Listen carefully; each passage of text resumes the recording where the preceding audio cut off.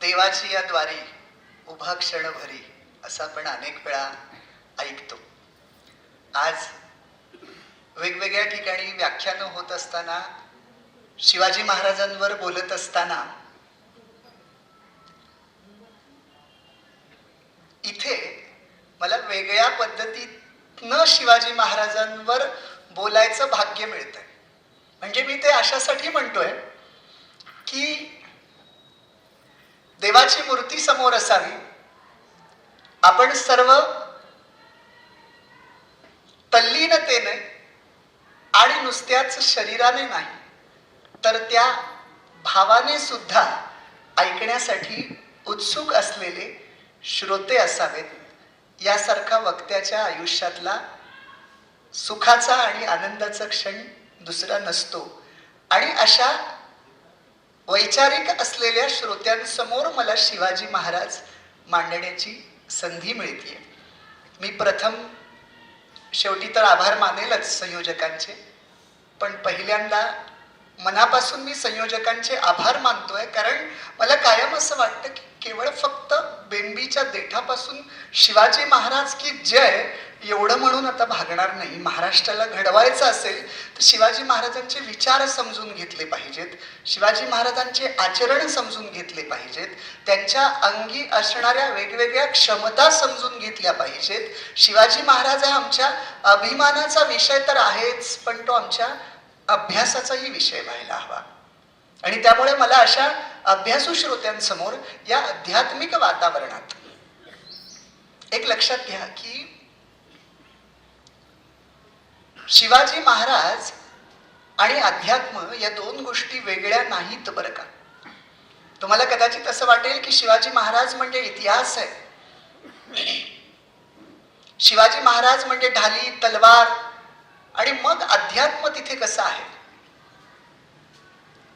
त्या त्या परिस्थितीनुसार त्या त्या गोष्टी कराव्या लागतात, पण ते अध्यात्म असतं. श्रीकृष्णानं अर्जुनाला लढायला सांगितलं, त्यानंही गरज पडली तेव्हा सुदर्शन हाती धरलं होतं.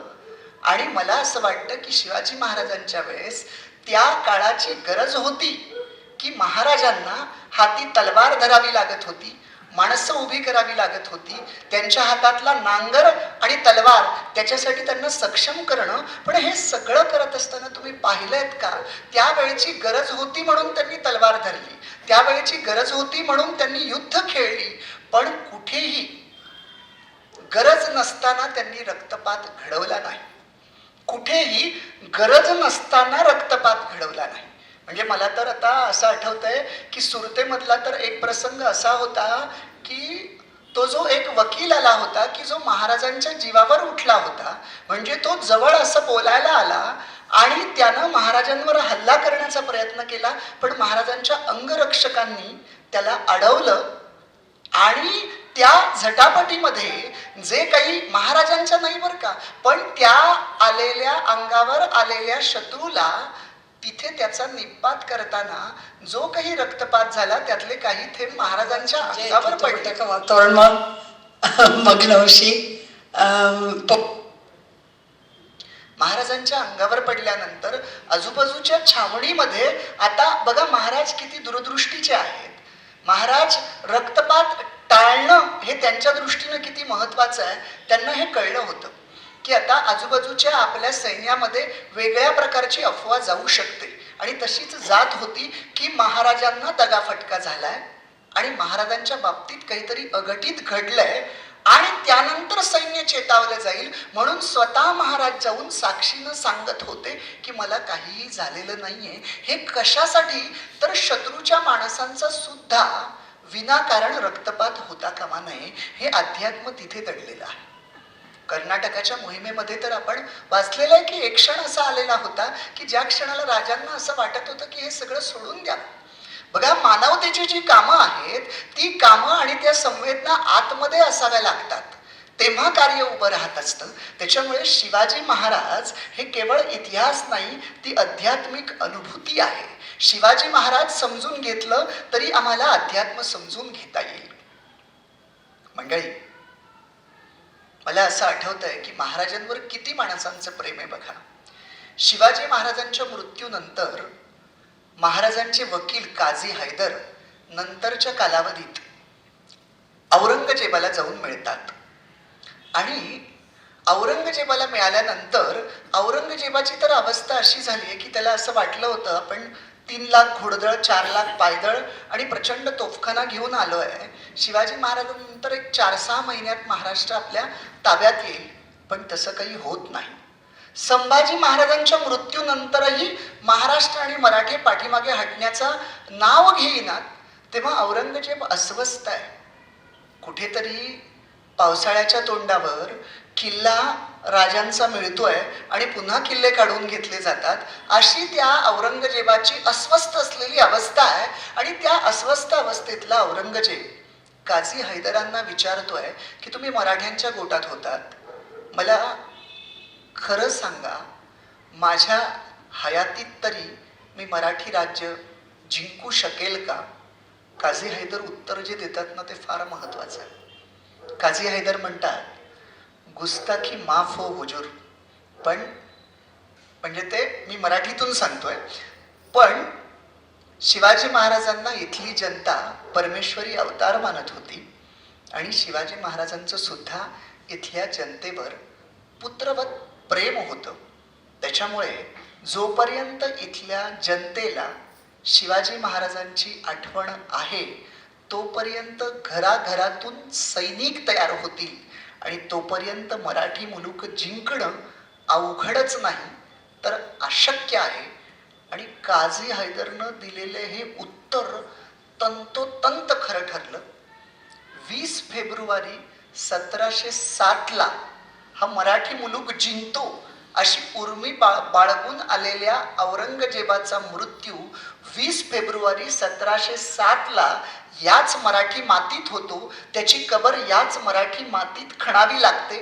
पण त्याला राजांचा आणि तुमचा आमचा महाराष्ट्र जिंकता येत नाही. त्याचं कारण शेवटपर्यंत इथली जनता शिवाजी महाराजांना विसरली नव्हती. तेव्हाच तर सोडाचो, आता 350 वर्ष उलटून गेलीत तरी सुद्धा हे प्रेम कमी होत नाही, दिवसेंदिवस वाढतच आहे. बरं, मला तुम्हाला खरं सांगतो, मला लहानपणी असं वाटायचं की शिवाजी महाराज आपल्याला वयाच्या कितव्या वर्षी माहिती होत असतील.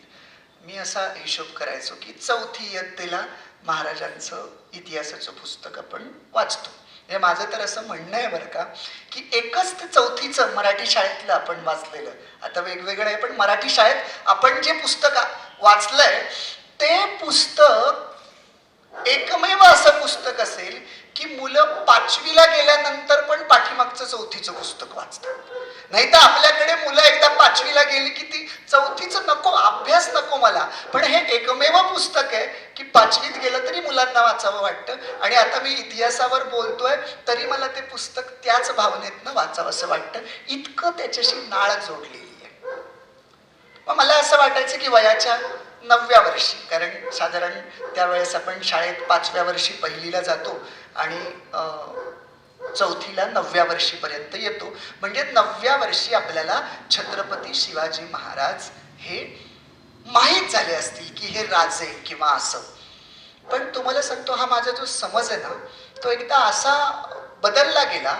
माझ्याकडे सोलापूर जिल्ह्यातील माढ्यातील माझा एक मित्र आला होता आणि तो ज्या दिवशी आला त्या दिवशी त्याच्या मुलीचा वाढदिवस होता, पहिला वाढदिवस, मला पक्क आठवतंय. तिला 1च वर्षाची ती मुलगी होती आणि त्याच्या अशी खांद्यावर होती. माझ्या घरामध्ये वेगवेगळ्या राष्ट्रपुरुषांच्या तसबिरी आहेत, काही स्मृतिचिन्ह मिळाले, तर त्यानं तिला कडेवर घेतलेली होती आणि तो तिला विचारत होता की बेटा, शिवाजी महाराज कुठे आहेत? तो नेमका त्या तसबिरीच्या समोर उभा होता आणि त्या मुलीला कडेवर घेऊन त्यांना विचारलं, बेटा शिवाजी महाराज कुठे आहेत? तिने लगेच बोट दाखवलं. मला फार नाही आश्चर्य वाटलं, कारण मला लहान मुलांचं माहिती आहे, त्यांना काही विचारलं कुठे आहेत तरी समोर जे असेल त्याच्याकडे ते बोट दाखवते. म्हणून मी त्याला म्हटलं इकडे माझ्या खांद्यावर दे. मी तिला कडेवर घेतली आणि तिला अशा काही पद्धतीनं फिरून मी बाजूला केलं की जेणेकरून तिच्या डोळ्याच्या समोर दुसरी तसबीर येईल. आणि मग त्याला म्हटलं की आता विचार. तो हसला माझ्याकडे बघून आणि पुन्हा त्यानं तितक्याच शांतपणे विचारलं, बेटा शिवाजी महाराज कुठे? तुम्हाला सांगतो, आजही मला तो चेहरा आठवतो. तिची ती त्या 1 वर्षाच्या मुलीची अशी नजर, तिचे डोळे, माझं लक्ष पूर्ण तिच्या नजरेकडे, डोळ्यांकडे होतं. ती अशी कावरी बावरी होऊन काहीतरी शोधते. बरं, मी तसबीर पार तिच्या मानेला असा ताण पडेल अशा बाजूला जाईल असं मी तिला घेतलं होतं. ती असं काहीतरी शोधते शोधते असं वाटतंय. आणि जेव्हा पूर्ण ताण देऊन जेव्हा तिला शिवाजी महाराज दिसतात ना, ती अशी खुदकन गालातनं हसते आणि बोट दाखवते. ते पाहून मला आयुष्यात पहिल्यांदा कळलं की छत्रपती शिवाजी महाराज कोण आहेत आणि काय आहेत हे समजण्यासाठी मराठी माणसाच्या मुलाला 4थीत जाण्याची गरज नाही. तो आईच्या गर्भातूनच शिवाजी महाराज काय आहेत आणि कोण आहेत हे समजून उमजून घेऊनच जन्माला येतो. आणि याला आपला आध्यात्मिक पुरावा आहे. गर्भात शिकता येतं. आपण म्हणतो ना की अभिमन्यू चक्रव्यूह हे गर्भातच शिकलेलं आहे. हे मला या विषयाशी रिलेटेड आहे म्हणून हे माझं जय शिवराय म्हणून पुस्तक आहे. मी आता गर्भाचा विषय निघाला म्हणून कशासाठी सांगतोय की आमचे एक नाशिकचे डॉक्टर आहेत, त्यांनी गर्भसंस्कारासाठी या पुस्तकाचा उपयोग केलाय. म्हणजे अशासाठी की त्यांच्या दवाखान्यामध्ये जी कोणी महिला येईल की जिची प्रेग्नन्सी टेस्ट पॉझिटिव्ह आले तर तिला ज्या काही गोळ्या लिहून दिल्या जातील किंवा जे काही सांगितलं जाईल त्याच्याबरोबर त्यांनी हे पुस्तक भेट देण्याचा उपक्रम सुरू केला की तिनं ते वाचावं आणि गर्भावर गर्भसंस्कार व्हावेत. सांगण्याचा मुद्दा माझा हा की महाराजांबद्दलचं हे जे प्रेम आहे ना, ते प्रेम मराठी माणसाला खरंच इथनं गर्भापासून आहे. म्हणजे ते काय असेल कसं असेल माहीत नाही. आणि हे कसं निर्माण झालं असेल हो? म्हणजे मी बघा, तुम्ही कधी विचार केलात का की किती आयुष्य लाभलं राजांना? बघा ना, 1630चा जन्म, मृत्यू 1680चा, म्हणजे हिशोब केला तर 50 वर्ष. त्यातली 15 वर्ष तर बालपणात गेली, म्हणजे उरली किती? 35 वर्ष. माणूस काय करू शकतो उण्यापुऱ्या 35 वर्षात?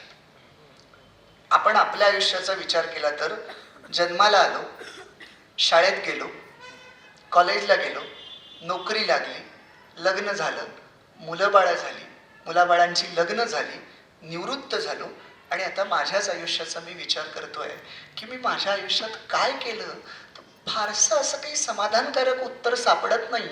आमचे कवी नारायण सुर्वे तर एका कवितेत म्हणतात, 2 दिवस वाट पाहण्यात गेले, 2 दुःखात गेले, मोजतोय डोईवर राहिलेत किती उन्हाळे, शेकडो वेळा चंद्र आले, तारे फुलले, रात्र धुंद झाली आणि भाकरीचं चंद्र शोधण्यातच जिंदगी बर्बाद झाली. जिथं उभं आयुष्य भाकरीचं चंद्र शोधण्यात बर्बाद होऊन जातं, तिथे हातातली भाकरी आसमानी सुलतानीत ओरबाडली जात असताना शिवाजी महाराजांनी उण्यापुऱ्या 35 वर्षात हे इतकं मोठं साम्राज्य की ज्याचा जगावर प्रभाव पुढे कित्येक शतकानुशतके राहावा असं निर्माण कसं करता आलं? याचं काय कारण असेल? याची कारणं वेगवेगळी असतील, पण एक कारण जे सगळ्यात महत्वाचं आणि या वातावरणाशी संबंधित आहे म्हणून त्या एका कारणाचा फक्त वेध घेतो. ते कारण आध्यात्मिक आहे आणि ते एक कारण म्हणजे असं आहे की तुम्ही शिवाजी महाराजांच्या चरित्राचा अभ्यास करा, तिथे तुम्हाला मीला जागा नाही. राजे कधीही म्हटलं नाहीत की मी स्वराज्य निर्माण करतोय, हे राज्य व्हावं ही स्त्रींची इच्छा, माझी नाही. शिवरायांचा मी गेला होता. आपलं अध्यात्म हेच सांगताय ना की अहम गळून पडला पाहिजे. अहम ब्रह्मास्मी याचाच अर्थ काय? मी ब्रह्म आहे म्हणजे मी त्या ब्रह्माशी एकदा एकरूप झाल्यानंतर या शरीराचा मी राहतोच कुठे? शिवरायांचंही तेच झालं होतं की शिवरायांना जे उभं करायचं होतं ते केवळ माझ्या जातीतल्या, माझ्या पंथातल्या, माझ्या वंशातल्या, माझ्या धर्मातल्या, इवन मी असं म्हणेल की माझ्या प्रदेशातल्या यांच्यासाठीच काही निर्माण करायचं नव्हतं. ते कुठेही जन्माला आले असते तरी तिथे त्यांनी जे निर्माण केलं असतं ते मानवतेच्या दृष्टीने त्यांना एक चांगली व्यवस्था द्यायची होती. आता ते आपल्या मातीत जन्माला आले हे आपलं भाग्य आहे, पण तुम्ही पूर्ण शिवचरित्राचा अभ्यास करा, तुम्हाला मी कुठेच दिसणार नाही. माणसांचं मी कुठे कुठे दिसत असतात. साधी काही केलं की त्याची स्वतःची पाठी लागते, रस्ता केला तर त्या रस्त्याला पाठी लागते. शिवरायांनी इतके गडकोट किल्ले मिळवले, आठवून बघा, एका तरी किल्ल्याला स्वतःचं नाव आहे का? बाकीचे तर सोडाच, पण राजांचा राजधानीचा किल्ला रायगड, अख्खा किल्ला तुम्ही फिरलात ना तरी तुम्हाला राजांचं नाव कुठे दिसणार नाही, कुठेच नाही दिसणार. हा, त्यांच्या आजच्या भाषेत बोलायचं झालं तर त्यांच्या एका कार्यकर्त्याचं नाव दिसेल. कोणाचं माहिती? हिरोजी इंदुरकरांचं. रायगड किल्ला राज्याभिषेकासाठी सुशोभित कोणी केला? हिरोजी इंदुरकरांनी केला. राजे इतके खुश झाले, राजे म्हणाले इतके देखणा, इतका सुरक्षित आणि इतका छान किल्ला तुम्ही केलात की बोला तुम्हाला काय पाहिजे, आम्ही खुश होतो. राजे खुश आहेत, आजच्या भाषेत पक्षश्रेष्ठी खुश आहेत. काय मागायला पाहिजे होतं? आजचे हिरो जी असते तर त्यांनी सुरुवातच खासदारकीच्या तिकिटापासून केली असते, मग आमदारकी, जिल्हा परिषद, पंचायत समिती, ग्रामपंचायतीच तरी. हिरोजींनी काय मागावं? आधी तर हिरोजी म्हणाले राज काय बी नका, पण आता राजे ऐकतच नाहीत. म्हटल्यानंतर म्हणाले राजे एक काम करा, देणार असाल तर एकच काम करा, जगदीश्वराच्या मंदिराच्या पायरीवर माझं तेवढं नाव लिवा. आता तुम्हाला आम्हाला वाटेल की त्यांना काही नको, पण नावात आणि प्रसिद्धीत ते गुंतलेले होते का नाही? भावना किती उदात्त आहे बघा. हिरोजी पुढे म्हणतात की राज, आपण जेव्हा गडावर असताना तेव्हा जगदीश्वराचं दर्शन घ्यायला येता, आणि जेव्हा तुम्ही जगदीश्वराच्या दर्शनासाठी याल आणि माझं ज्या पायरीवर नाव लिहिलंय ना, त्या पायरीवर जेव्हा तुमचा पाय पडल ना, तेव्हा मला असं वाटेल की माझ्या मस्तकी राजांच्या चरणाचा स्पर्श होतोय. हे भाग्य माझ्या पदरी राहू द्या, माझं तेवढं. आजही तुम्ही रायगडावर गेलात तर त्या पायरीवर नाव लिहिलेलं आहे, सेवेसी ठाई तत्पर हिरोजी इंदुलकर. त्या काळात विज्ञान तंत्रज्ञान नसताना सुद्धा आजही ती पाटी तशीच आहे. मधल्या 300-350 वर्षानंतर किती स्वयंघोषित राजांनी किती वेगवेगळ्या स्वतःच्या नावाच्या पाट्या लावल्या असतील, आणि विज्ञान तंत्रज्ञानाच्या युगात सुद्धा त्या पाट्या धुळखात पडल्या असतील, आणि त्यांचं कर्तृत्वही पुढची पिढी काही वर्षांनी विसरून गेली असेल, पण राजांची ती पाटी आजही तशीच. पण कधी कधी सांगू का, वाईट वाटतं. म्हणजे आता आपलं आध्यात्मिक वातावरण असलं तरी आपण या गोष्टी, शेवटी अध्यात्म या जीवनाच्या सगळ्या अंगांना जोडतं ते अध्यात्म. अध्यात्मातून शक्ती घ्यायची असते आणि त्या सगळ्यांना व्यापून आम्हाला कार्य उभं करायचं असतं. आणि या मठातलं महाराज तुमचं कार्य याच्यासाठी आवडतंय सगळ्यांना. त्याचं कारणच हे आहे की या श्रद्धांना, या अध्यात्माला, समाजसेवेची, जनसेवेची, जनसेवा हीच खरी ईश्वर सेवा, या सगळ्या गोष्टीची जोड आहे. आणि ती जोड असणं तेच खरं अध्यात्म आहे. म्हणून मला हे सांगावं असं वाटतं की ज्या राजांनी स्वतःचं नाव नाही दिलं, पण माझ्यासारखा एखादा तरुण पिढीचा प्रतिनिधी रायगडावर जातो, अख्खा किल्ला फिरतो,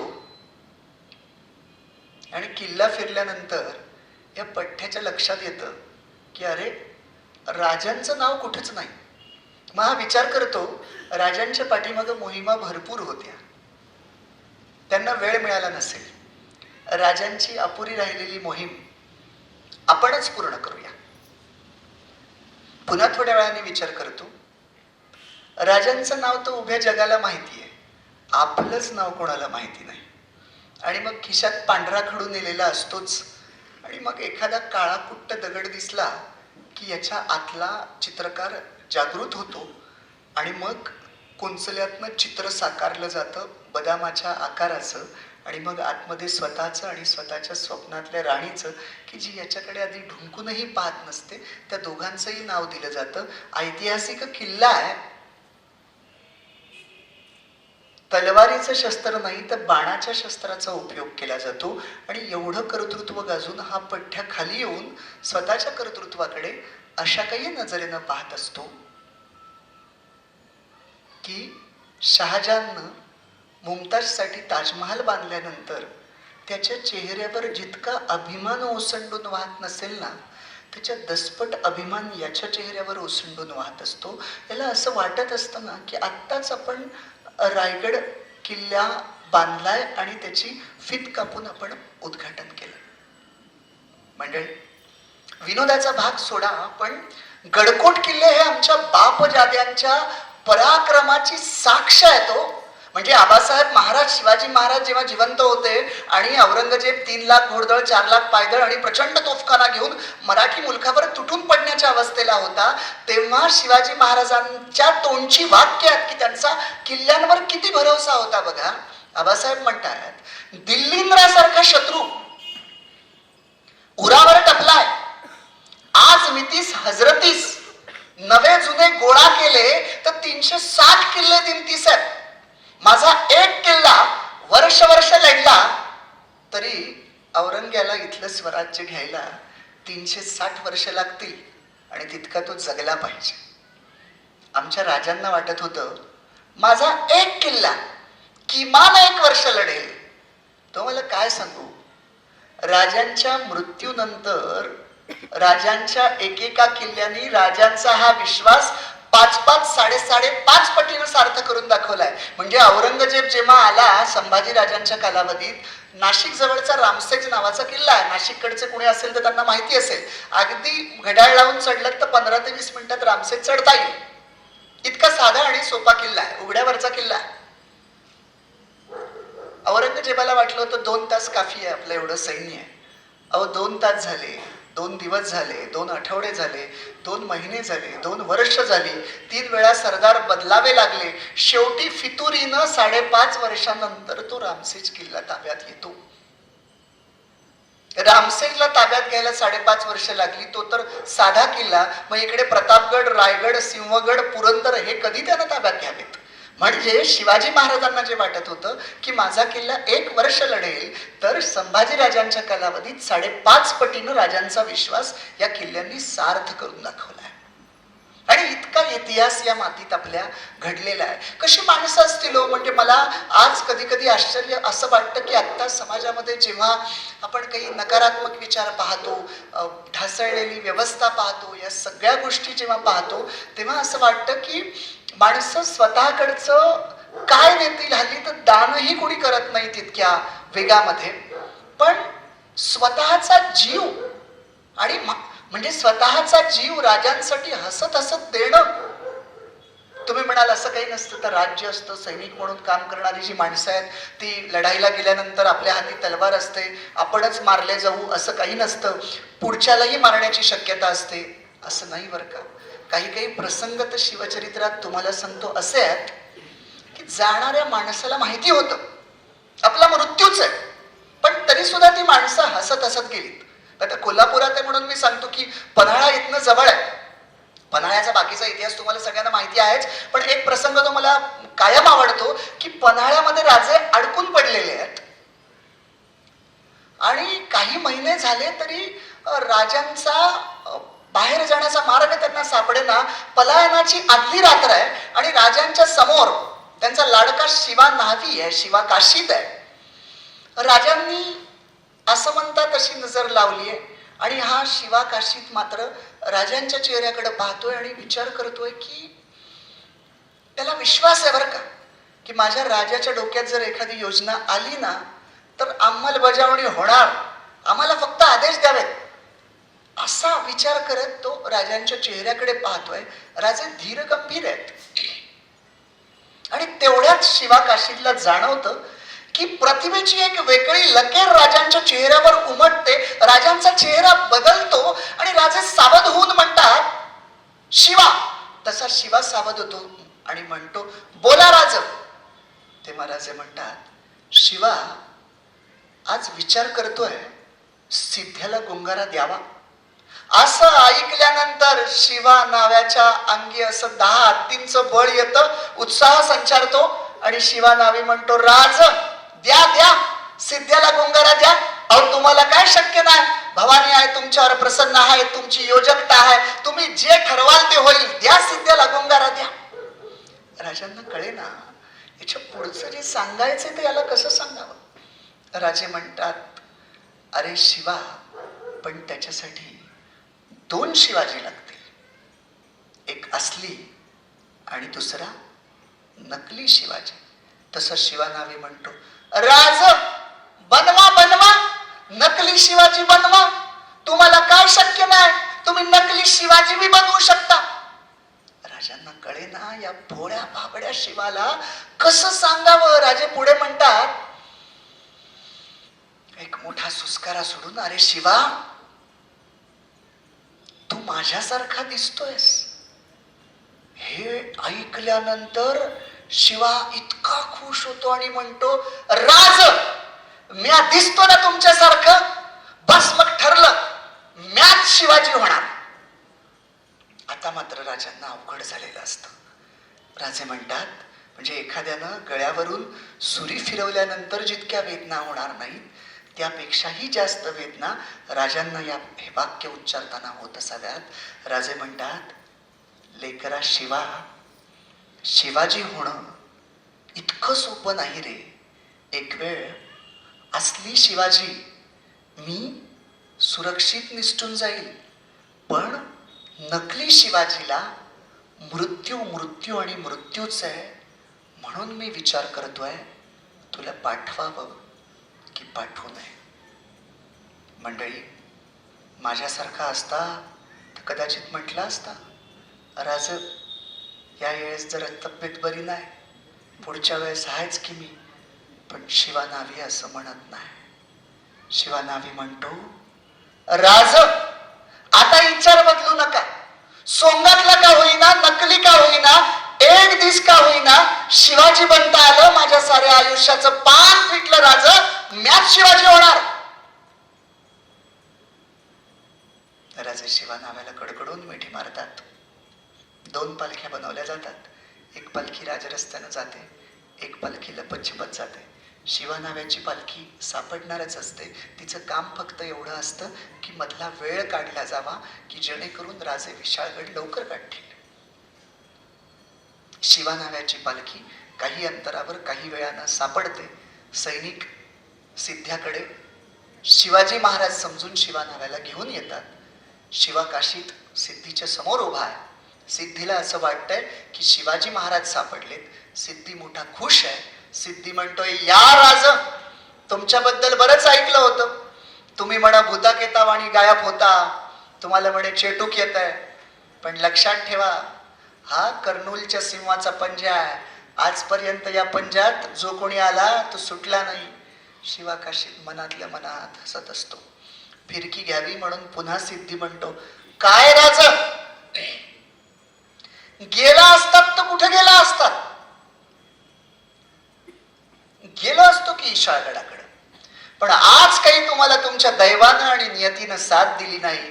तेव्हा शिवा काशीत म्हणतो, दैव काय माहिती आहे परमेश्वराला. तेवढ्यात कुणीतरी येतं आणि सिद्धीच्या कानात काहीतरी सांगतं. तसा सिद्धीचा चेहरा बदलतो आणि सिद्धी म्हणतो, बोल तू कोण आहेस? शिवाजी, खरं सांग कोण आहेस?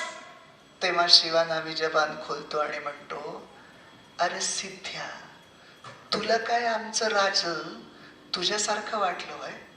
आमच्या राजांनी दिलं तुझ्या हातावर गुंगारा, राज पोचलं ईशाळगडावर. तेव्हा सिद्धी चिडून म्हणतो, याचे परिणाम तुला माहिती आहेत का? तेव्हा शिवानावे म्हणतो, अरे परिणामाची चिंता करतो कोण? परिणाम माहिती नसते तर या ठिकाणी आलोच नसतो. तलवारी उपसल्या जातात. शिवानाव्याच्या छातीत तलवार ओसकली जाते. जिथून तलवार बाहेर काढली जाते तिथे येणारा रक्ताचा पाट एका हातानं दाबत आणि दुसऱ्या हातानं नजर विशाळगडाकडे करत शिवानावी वाक्य उच्चारतो, राज, सोंगातला का होईना, एक दिस का होईना, शिवाजी बनता आलं. माझ्या साऱ्या आयुष्याचं पान फिटलं राज.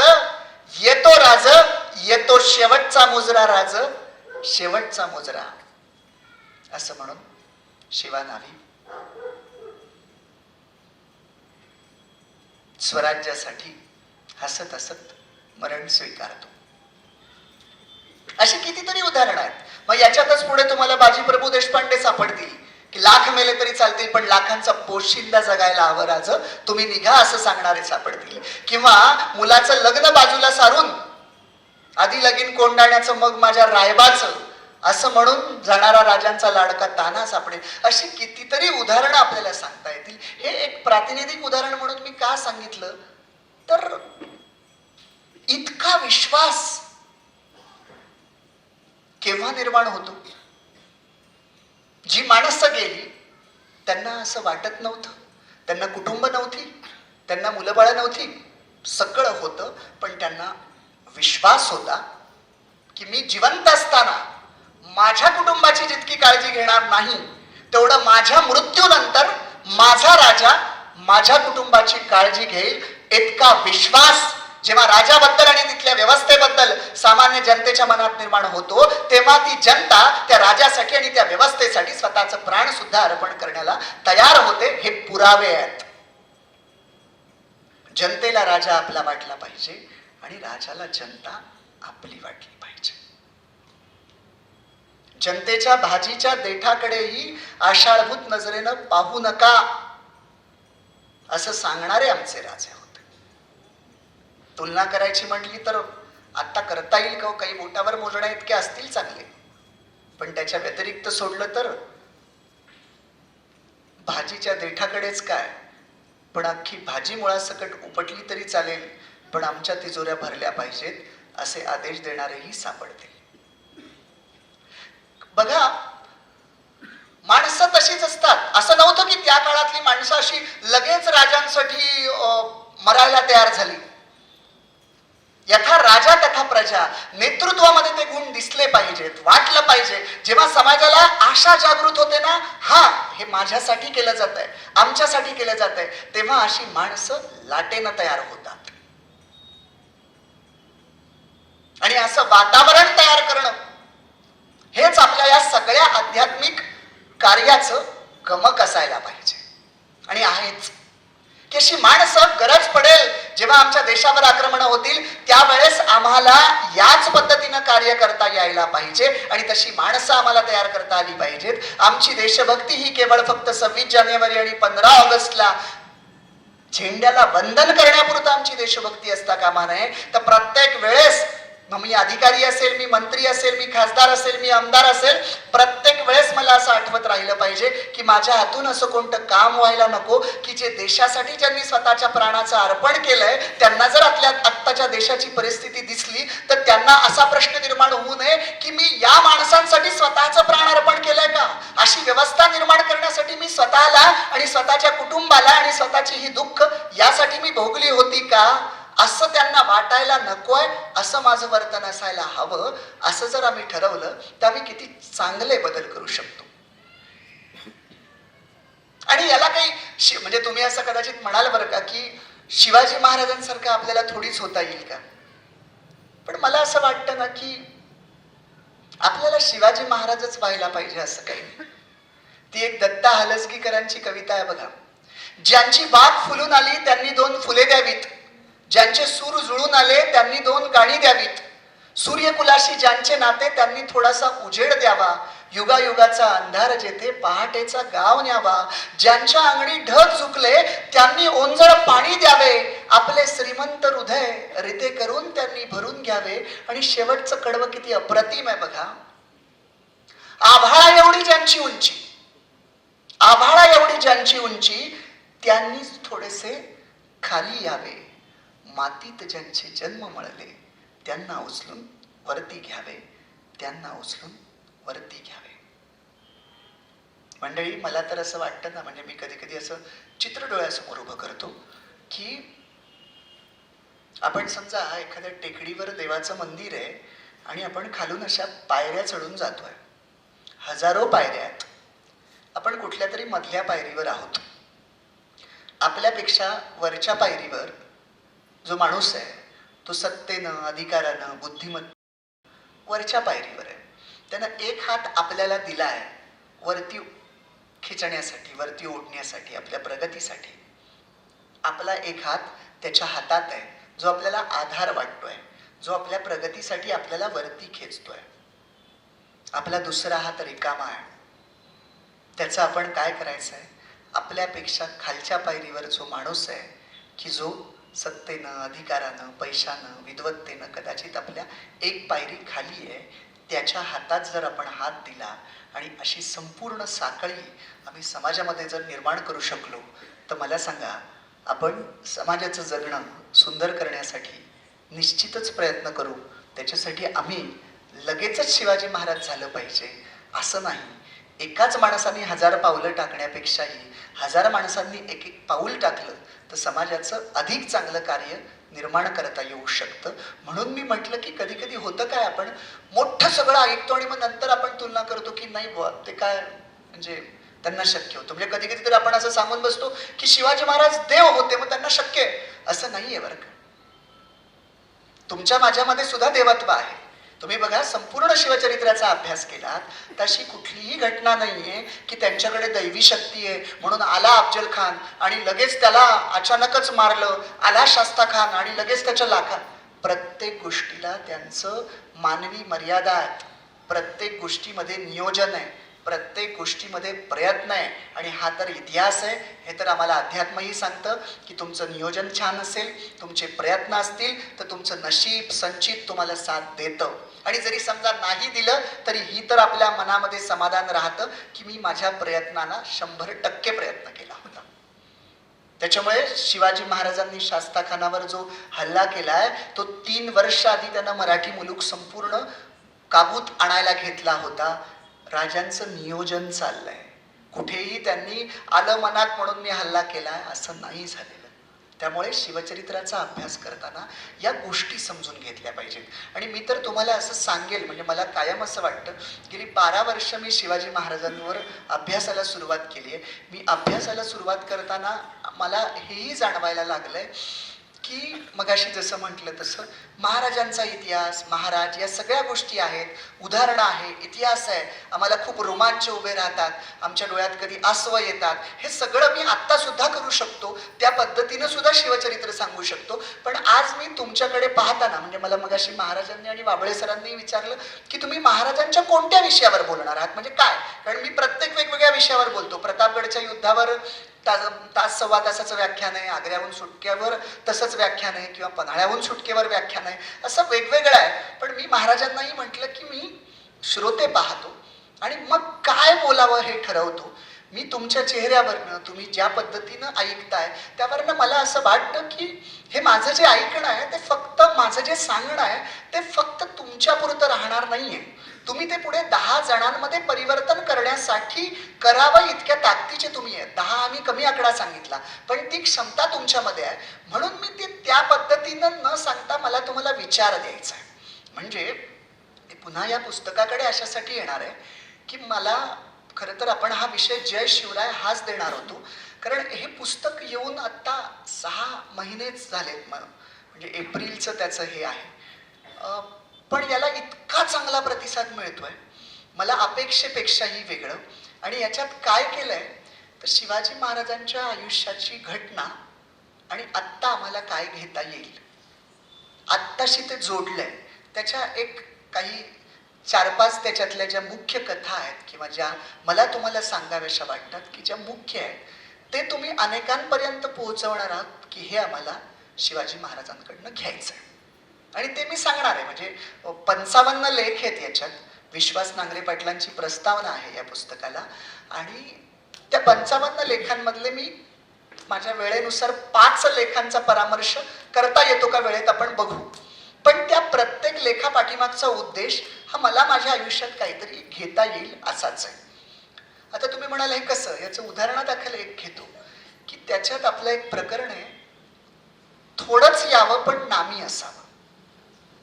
तुम्ही बघा इथे प्रत्येक जण बसला, तो सुरुवातीला पाल्य होता, आता काही जण पालक झाले असतील आणि 10वी-12वीचा रिझल्ट लागला. आता थोडंसं कोविडचा कालावधी सोडून द्या, पण त्याच्या अगोदर 10वी-12वीचा रिझल्ट लागला की पालकांसमोर हा एक महत्त्वाचा प्रश्न असतो की माझ्या मुलानं कुठल्या साईडला जावं, आर्ट्सला जावं, कॉमर्सला जावं, सायन्सला जावं. आणि त्यातल्या त्यात तुम्हाला गमतीनं मी हे सांगतोय, सगळ्यात घरात टेन्शन कुठल्या घरात असतं माहितीये, 10वी किंवा 12वीला ज्यांच्या मुलांना 90-95% मार्क्स पडलेत ना, ती म्हणजे मला कधी कधी गंमत वाटते. एखाद्याला 90% मार्क्स मिळालेले असतात आणि त्याला तुम्ही कौतुक केलं आणि अभिनंदन केलं ना तर ते म्हणतात, तो मुलगा असा चेहरा पाडून, म्हणजे त्याला विचारलं ना किती टक्के मिळाले, तर तो चेहरा पाडून सांगत असतो 90% मिळाले. आणि परत म्हणतो 95 पडायला पाहिजे होते. अरे जे मिळाले त्याच्यात आनंद मान ना, तू प्रयत्न केलास, अभ्यास केलास, तुला 90% मिळाले, हे कमी आहे का? आणि आई वडीलही म्हणत असतात नाही 95 पडायला पाहिजे होते. आता त्यावेळेस त्या मुलाच्या समोर बोलता येत नाही, पण आई वडिलांना जर विचारलं की तुम्हाला किती पडले होते, तर त्याचं उत्तरही त्यांना द्यायला मुलासमोर कसं तरी वाटेल. पण सांगायचा उद्देश हा की असा जो एक तो तणावाचा काळ असतो, आणि त्या काळामध्ये सगळ्यात आनंदी कोण असतं बघा, त्याला 35-36% पडलेला असतो ना, तो गावात पेढे वाटत फिरत असतो. आणि त्याला विचारलं की किती पडले, 35%. तुम्ही जर त्याला बोललात ना की 35% पडले, कुठे पेढे वाटतो, तो म्हणतो का आम्ही नापास होणार होतो, पास होण्याची पण गॅरंटी नव्हती, पास झालं ना आमच्या घरात मीच पहिला 10वी झालेलो आहे, इतका तो आनंदी असतो. आणि इथे 90-95 एकदम तणाव घेऊन बसलेले असतात. सांगायचा मुद्दा हा आहे की याचा अर्थ 90-95 पाडू नये असा नाही. आपण अभ्यास केला पाहिजे, प्रामाणिकपणे प्रयत्न केले पाहिजेत, आणि जे मिळेल ते आम्हाला स्वीकारता आलं पाहिजे.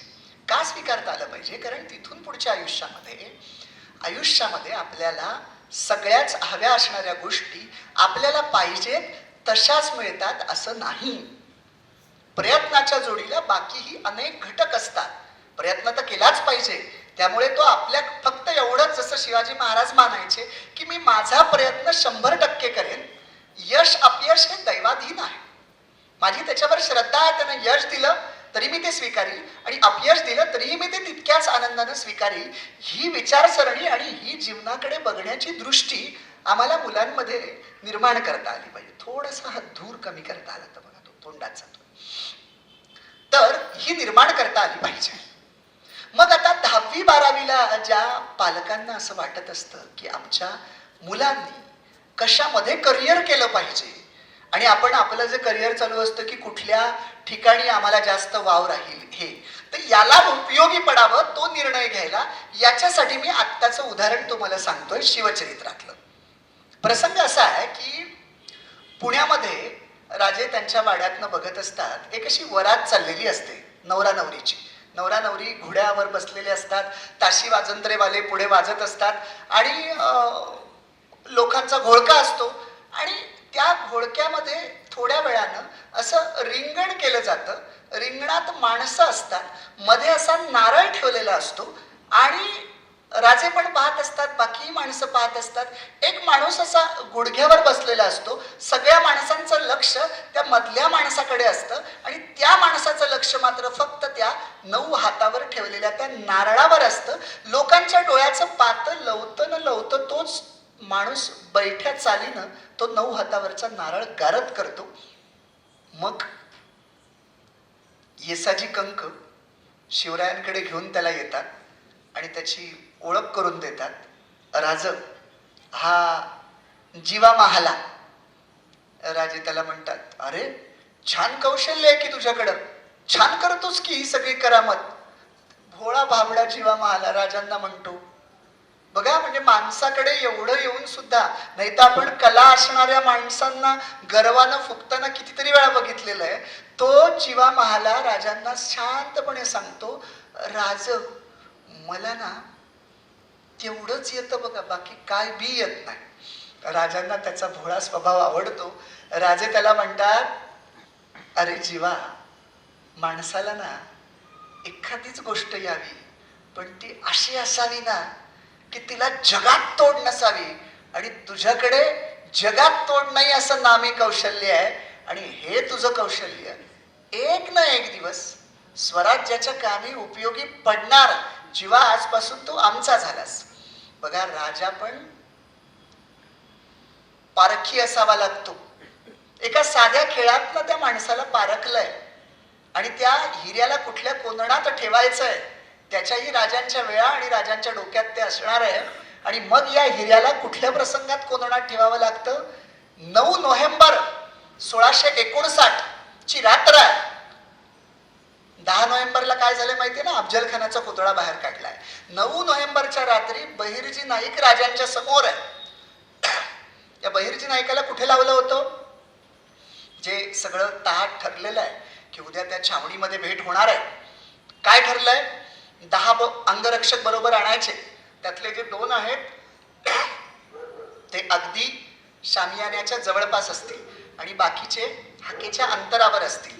त्यामुळे अफजल खानाच्या बरोबर 2 कोण येतात ते सगळ्यात महत्वाचे आहे, कारण ते अफजल खानाच्या अगदी जवळ असणार आहेत. बहिर्जी नाईक राजांना सांगतोय की अफजल खानाबरोबर 2 अंगरक्षक येणार नाहीत, एकच येणार आहे. राजे विचारतात का? बहिर्जी म्हणतोय की त्या एकावरच अफजल खानाचा विश्वास आहे. आणि खरं आहे बरं का, अंगरक्षक काय करू शकतो हे इंदिरा गांधींच्या प्रकरणावरून तुम्हा आम्हाला सगळ्यांना माहिती आहे. त्याच्यामुळे त्याचा एकावरच म्हणे विश्वास आहे. म्हणे कोण? बडा सय्यद, सय्यद बंडा. म्हणे कसं आहे? बहिर्जी नायकाने सगळं सांगितलं. म्हणजे अफजल खानाचीही कुंडली काढली आहे की अफजल खान धिप्पाड आहे, अगदी पारई वाकवताना मी पाहिली आहे, गाडी रणगाड्याची जो चाक आहे तेही उचलताना बघितले, म्हणजे ताकदवान आहे अफजल खान. बर, म्हणे सय्यद बंडा. सय्यद बंडा म्हणे अंगलटीनं कमी आहे, शिडशिडीत आहे, पण नामी कौशल्य आहे. काय कौशल्य आहे म्हणे? दांडपट्ट्यानं 9 हातावरचा माणूस गारद करतो आणि तो गारद झाला हे कळायच्या आत आपली जागा घेतो. बाकी बाकी म्हणे काही नाही, पण सय्यद बंडा जास्त धोकादायक आहे. म्हणे ठीक आहे. आता राजांच्या डोक्यात चक्र सुरू झालीत. अफजल खान ताकदीनं आपल्या बरोबर जे 2 अंगरक्षक असतील ते कोण? एक घेतलंय संभाजी कावजी कोंडाळकर की जो ताकदीनं आहे, आणि सय्यद बंडासाठी राजांना आठवतोय 9 हातावरचा माणूस गारद करणाऱ्याला गेल्या कित्येक वरातींमध्ये 9 हातावरचा नारळ गारद करण्याचं कौशल्य असणारा जीवा महाला. राजांनी जीवा महालाला बोलवलंय, संभाजी कावजीला बोलावलंय आणि संभाजी कावजीला सांगितलंय की तुझं लक्ष माझ्याकडे आणि अफजल खानाकडे असेल. आणि जीवाला सांगितलंय, जीवा तू बाकी कुणाकडेही पाहायचं नाही, इकडे काही घडो, तुझं लक्ष फक्त सय्यद बंडा. आणि दुसऱ्या दिवशी तर तुम्हाला माहिती आहे, खानानं दगा केल्यानंतर राजे कोतळा बाहेर काढतात, खान दगा दगा दगा दगा म्हणून जायला निघतो. आणि आता सय्यद बंडा चाल करून येतोय. जीवा महालाला दिसलंय की सय्यद बंडा येतोय. आता जीवा महाला गेल्या हजारो लग्नांमध्ये दाखवलेलं कौशल्य स्वतःचं स्वराज्य वाचवण्यासाठी आणि राजांचा जीव वाचवण्यासाठी अशा काही पद्धतीनं कौशल्यपणाला लावतो ना की त्या सय्यद बंडाचा हात वरच्या वर उडवला जातो. सय्यद बंडा पाहतो आणि इतक्या नामी कौशल्यानं उडवला जातो की सय्यद बंडाला कळत नाही हा हात आपला आहे. आणि तो हात खाली पडल्यानंतर त्याला जाणीव व्हावी की आपला आहे, ही जाणीव व्हायच्या आत दांडपट्ट्यानं सय्यद बंडाला आडवा केलेला आहे. म्हणून तेव्हापासून आपण ऐकून होत की होते जिवाजी म्हणून वाचले शिवाजी.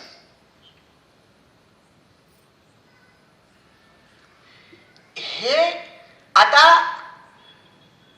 याच्यामध्ये गुणवत्ता कुणाची म्हणायची? जीवा महालेची म्हणायची की त्या जीवा महालेला हेरणाऱ्या शिवाजी राजांची म्हणायची? दोघांची आहे. अशासाठी की नुसतं कोंदण असूनही उपयोग नाही आणि नुसता हिरा असूनही उपयोग नाही.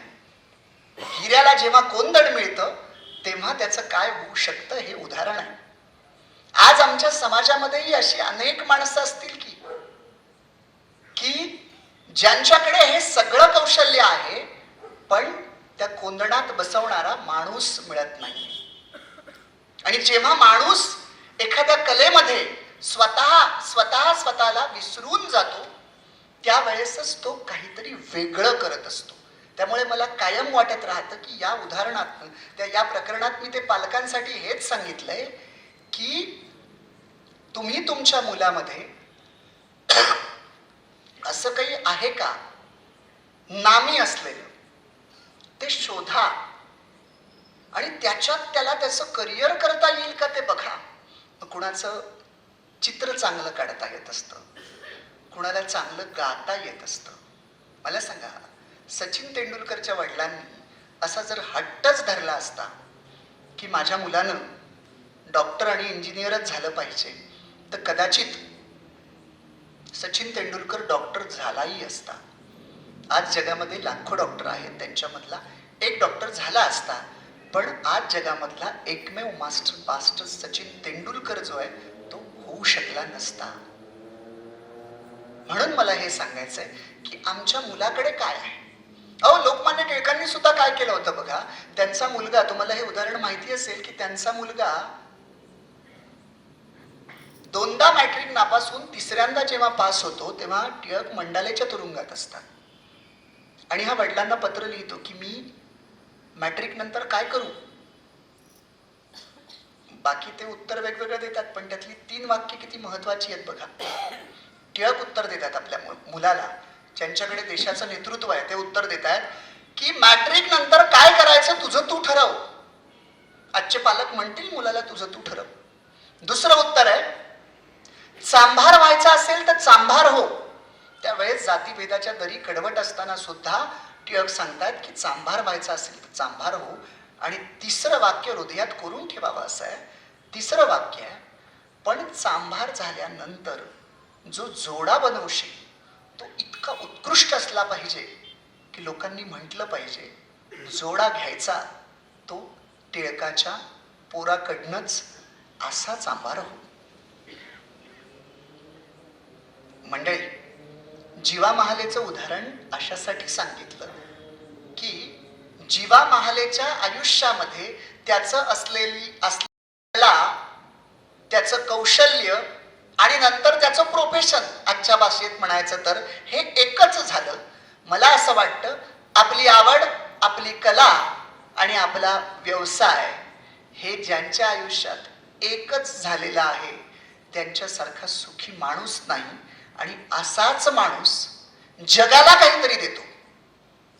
कारण तो जे काम करतो ते फक्त पैशासाठी करत नसतो. पैसा हा त्याच्या दृष्टीने व्यावहारिक भाग राहतो, पण जेव्हा तो कामात एकरूप होतो ना तेव्हा त्याला तो पैसा, बाकीच्या गोष्टी आठवत नसतात. त्याला फक्त काहीतरी समोर द्यायचं असतं. हे मी फक्त बोलायचं म्हणून बोलत नाही. माझं शिक्षण इंजिनिअरिंग मधलं आहे. मी 6 महिने सर्व्हिस करून बघितली. ती सर्व्हिस केल्यानंतर मला घड्याळात बघावं लागायचं की एकदा 8 तास कधी होतात. बोलणं आवड होती.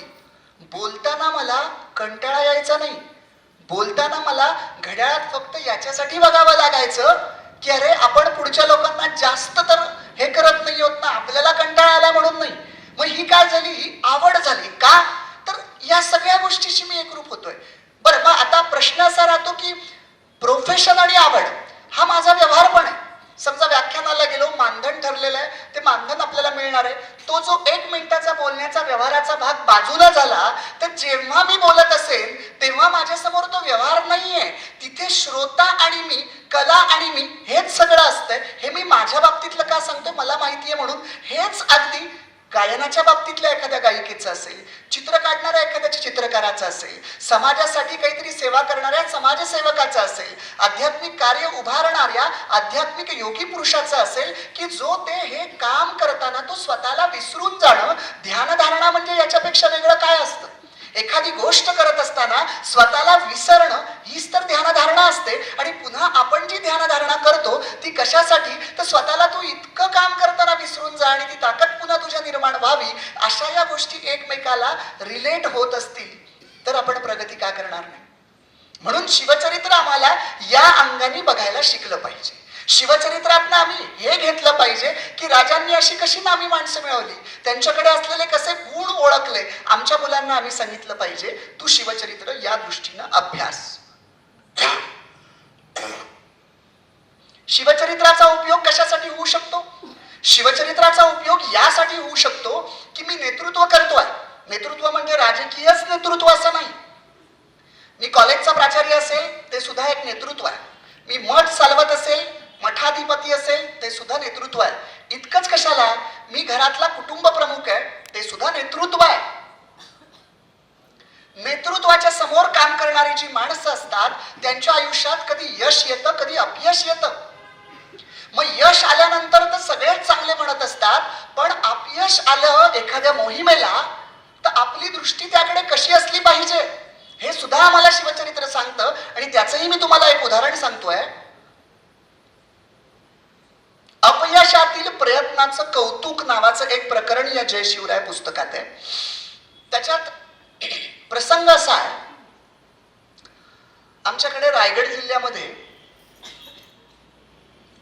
मुरुडला जंजिरा नावाचा किल्ला आहे, जो शिवाजी महाराजांच्या कालावधीतही घेतला गेला नाही आणि पुढे संभाजी महाराजांच्या कालावधीतही घेता आला नव्हता. तर शिवराय जेव्हा जिवंत होते त्यावेळेस शिवाजी महाराजांनी मोरोपंतांवर मोहीम सोपवली होती की जंजिरा घ्यायचा आहे. त्यांचं सगळं प्लॅनिंग नियोजन ठरलेलं होतं. फक्त त्यांना एका माणसाची आवश्यकता होती की जो रात्री काळोखातून जाऊन जंजिऱ्याच्या तटाला शिड्या लावू शकेल. जंजिरा घ्यायला राजांना का अवघड जात होता? जे भुईकोट किल्ले आहेत किंवा डोंगरी किल्ले आहेत तिथे व्हायचं कसं, दोर टाकला किंवा राजांचे मावळे अगदी घोरपडीसारखे वरती चढले, दरवाजा उघडला गेला, दोरावरून गेले, हे सगळं करता येत होतं. जंजिऱ्याची रचना तशी नाहीये, समुद्रातनं जावं लागतं. आजही तुम्ही बघितलेत तर तोफा अशा पद्धतीनं रोखलेल्या आहेत की बाहेरच्या शत्रूला दरवाजा कुठल्या बाजूला आहे तेच कळणार नाही. बरं, बाहेरच्या शत्रूला जंजिऱ्यावर आक्रमण करता येत नाही, पण त्या तोफांच्या माऱ्यात आजूबाजूला येणारा शत्रू सापडू शकतो. इतकी अवघड रचना आहे. आणि बरं, शत्रू समुद्रातनं येतोय म्हटल्यानंतर तो समोर दिसणारच आहे, दुसरा कुठला मार्गच नाही. मग अशा जंजिऱ्याच्या तटाला शिड्या लावायच्या आणि शिड्या लावल्यानंतर रात्री वेगानं काही बोटींच्या माध्यमातून मोरोपंत येतील, तटाला शिड्या लावलेल्या असतील आणि एकदा वरती चढलं की जंजिरा घेता येईल, अशी सगळी योजना होते. फक्त तो माणूस पाहिजे की जो अशा काही पद्धतीनं जाऊ शकेल तिथपर्यंत आणि जंजिऱ्याच्या सिद्धीला पत्ता सुद्धा लागणार नाही की असा माणूस आला. असा कोण? तर शोध घेतल्यानंतर मोरोपंतांना कळतं की तिथे आगरी कोळीवाड्यातला लाय पाटील आहे की जो हे काम करू शकतो. मोरोपंत त्याला सांगतात, करशील? लाया म्हणतो करणार. आणि बरोबर जो दिवस ठरलेला असतो त्या दिवशी काळा कभिन्न अंधार आहे, दर्या असा खवळलेला आहे. पण या लायाचं काय सांगावं? लाया हा लहानपणापासूनच समुद्रावर खेळला. म्हणजे तो असा खेळलाय ना की एका ठिकाणी डुबकी मारायचा, त्याच्या मित्रांना वाटायचं की तो तिथं निघेल, पण निघायचा भलतीकडंच. असं त्याला सगळं जंजिऱ्याचं माहिती आहे, समुद्राचं माहिती आहे. लाया ठरल्याप्रमाणे अशी काही डुबकी मारतो की त्या शत्रूला सुद्धा पत्ता लागत नाही. बरोबर तो त्या तटाला शिड्या लावून तिथे खाली बसलाय. वरती शत्रूच्या तोफा आहेत आणि शत्रूची नजर समोर आहे. जसं मी इथून समोर बघतोय, मला अगदी इथे खाली काय ते दिसू नये. त्या शत्रूला माहीतही नाहीये कुणी राजांवर प्रेम असलेला लाया नावाचा शिवरायांचा स्वराज्य रक्षक आपल्या पायथ्याशी बॉम्बगोळा होऊन बसलाय याची वरच्या शत्रूला कल्पनाही नाही. 1 तास झाला, 2 तास झाला, लाया वाट पाहतोय मोरोपंत येतील, तटाला शिड्या लावून तो तयार आहे. उजाडायची वेळ येते, पहाट होते. आता मात्र लायाला कळतं मोरोपंत आता येत नाहीयेत. आता शिवाजी महाराज, ठीक आहे जंजिरा तर आता नाही मिळणार, पण शिवाजी महाराजांची अशी योजना होती हे शत्रूला कळायला नको, कारण कळली तर तो सावध होईल आणि पुन्हा याच योजनेनं जय मिळवता येणार नाही. त्यामुळे शत्रूला कळायच्या आत आपण जसं आलो तसंच गेलं पाहिजे. नाराज मनानं लाया पुन्हा डुबकी मारतो, काठावर येतो, मोरोपंतांना जाऊन भेटतो. मोरोपंतांना भेटल्यावर त्यांना कळतं की अरे लाया जाऊन पोहोचला होता. तिकडे मोरोपंतांना अनेकांनी सांगितलं की ज्यांना समुद्राचा अंदाज होता की दर्या इतका खवळलेला आहे की लाया सुद्धा जाऊ शकत नाही. आणि लाया मात्र गेला होता. मोरोपंतांना काय करावं? मोरोपंत अस्वस्थ आहेत की आपल्याच काहीतरी कमतरतेमुळे जंजिऱ्याची मोहीम फसली आहे. पण तरीही मोरोपंत काय करतात?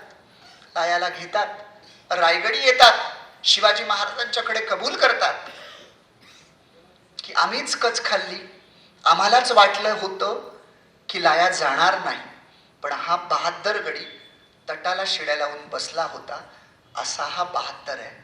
खरं तर शिवाजी महाराजांची मोहीम फसली होती.